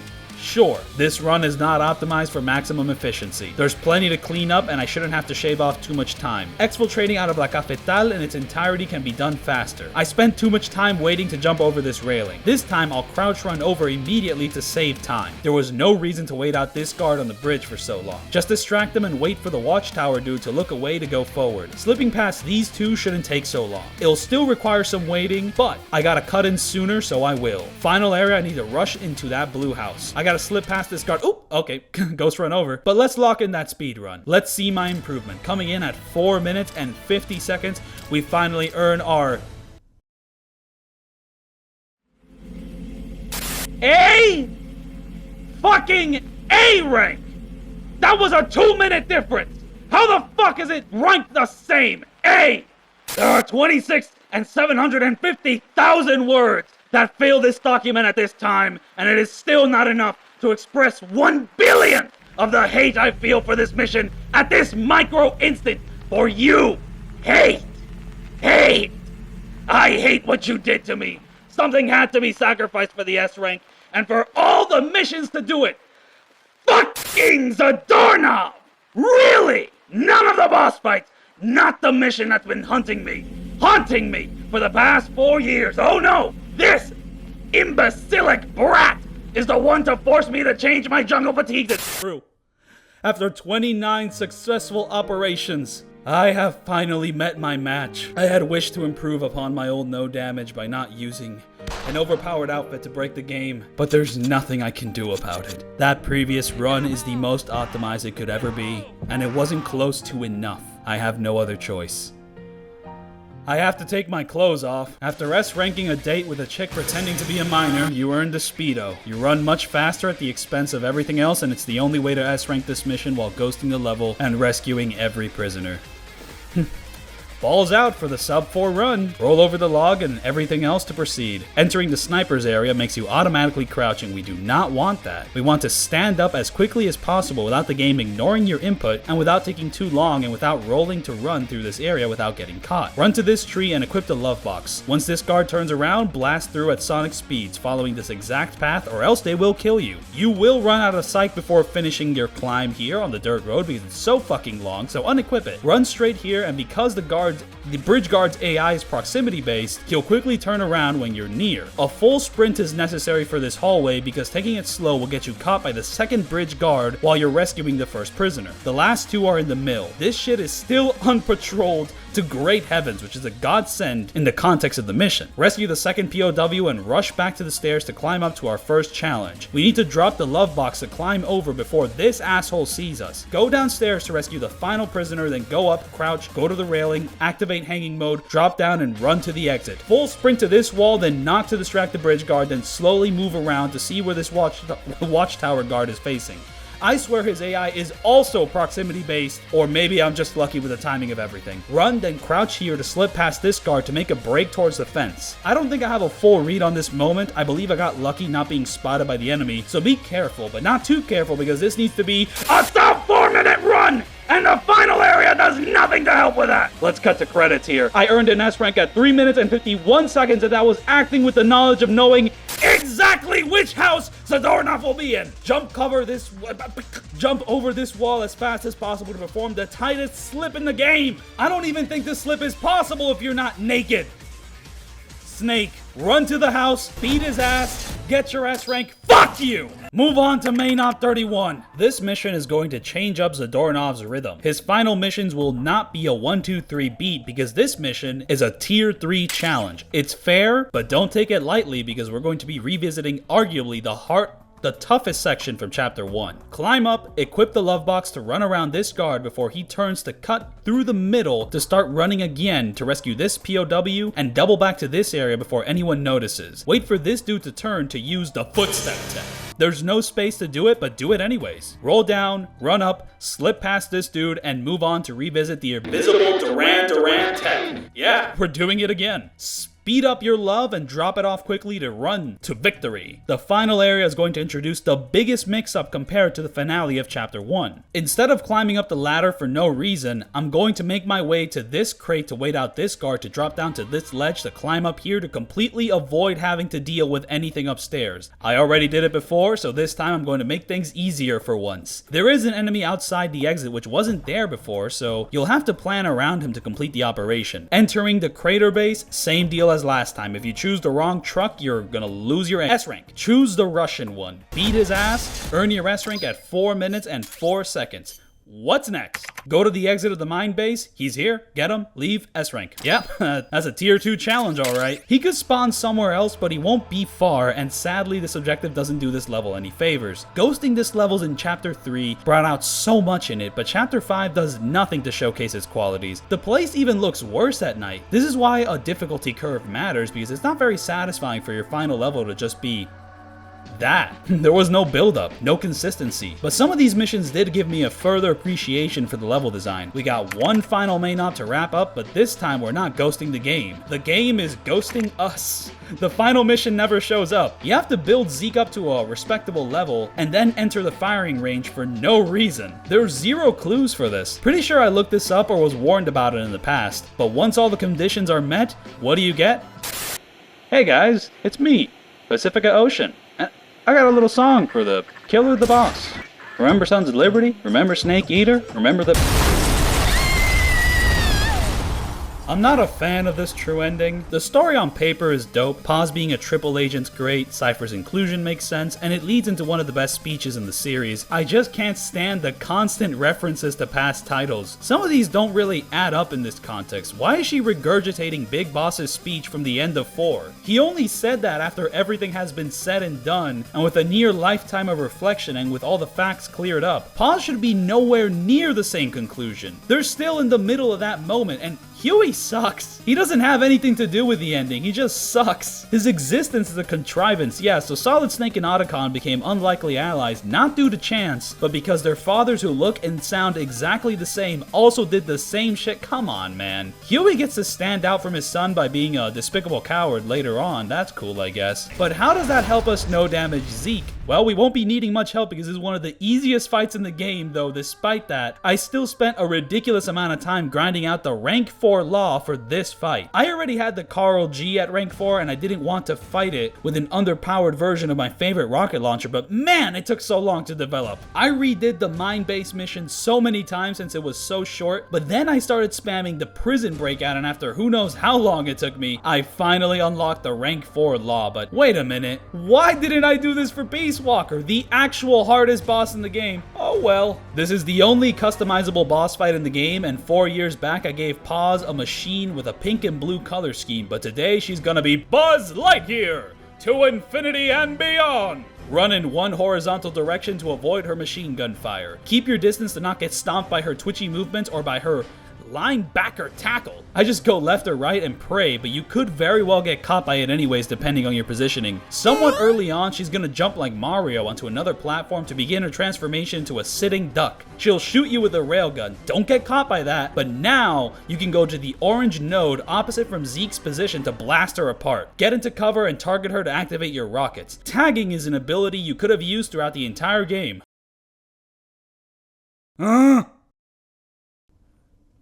don't have that much use for it, but like, would have been nice. Would have been nice to know that it was there the whole time. After blasting her with Mother Base's rockets, she'll jump to those launchers to destroy them. She takes a while to do this, so you'll have plenty of time to fire more rockets before losing your mother guns. And even then, we still have Carl G. Supply markers don't work here. You'll have to activate this blue node to call in more supplies. Chaff grenades don't work. There's a couple attacks that Zeke never did because I destroyed her so quickly, like this rocket boot shuffle Kiryu steals in Gaiden. I customized Zeke to have 0 armor for this encounter, and the game's alright with that. If you want to fight a fully armored Zeke, you could grind all the bosses again to fully max her out, and then you get to fight the hardest version of Zeke in the X-Rops. Have fun. She's going to be switching from railgun fire from afar to close quarters machine gun fire and football tackles. Keep blasting her until you really do send her to infinity and beyond, down to the depths of the deep blue sea with Davy Jones. Though I can't leave without at least mentioning this J-pop banger that scores the final boss. It gives the whole encounter an energetic feel, though the Metal Gear Solid 2 sounding horror-ish score in the cutscene beforehand did get me excited for something scarier, but I've had it with the past. Bring on the new sounds of the 70s. Earn the S rank in Peace Walker without taking damage, finally bringing this grand challenge to its conclusion. Thank you all so much for watching, but quick warning though, even after earning the right to fight Zeke, you can very quickly lose it all if it gets destroyed in the Outer Ops, because it does get destroyed for good. You will have to recollect all of the parts again to recreate the opportunity to fight this boss. You'll get to keep any AI memory boards you collected and any extra parts you have lying around. I never thought much of having an extra leg built. Well, it's for situations like this. So if you don't want to grind for Zeke over and over again, be very careful which battlefields you're sending her out to for her own safety and for your sanity. Does this mean that you still have to no damage the Outer Ops? Well, of course not. I pursued this challenge to enjoy the stealth gameplay of Peace Walker and to no damage any combat encounters along the way. The gameplay is nowhere to be found in the Outer Ops. It doesn't really have a place here. You can't even play as Big Boss during them. What about the 128 extra ops? Those are the same. I mean, you can't say you did Peace Walker if you didn't do those too. I mean, what if you can earn S rank in Peace Walker's extra ops without taking damage? What if you could do that? Yeah, what if?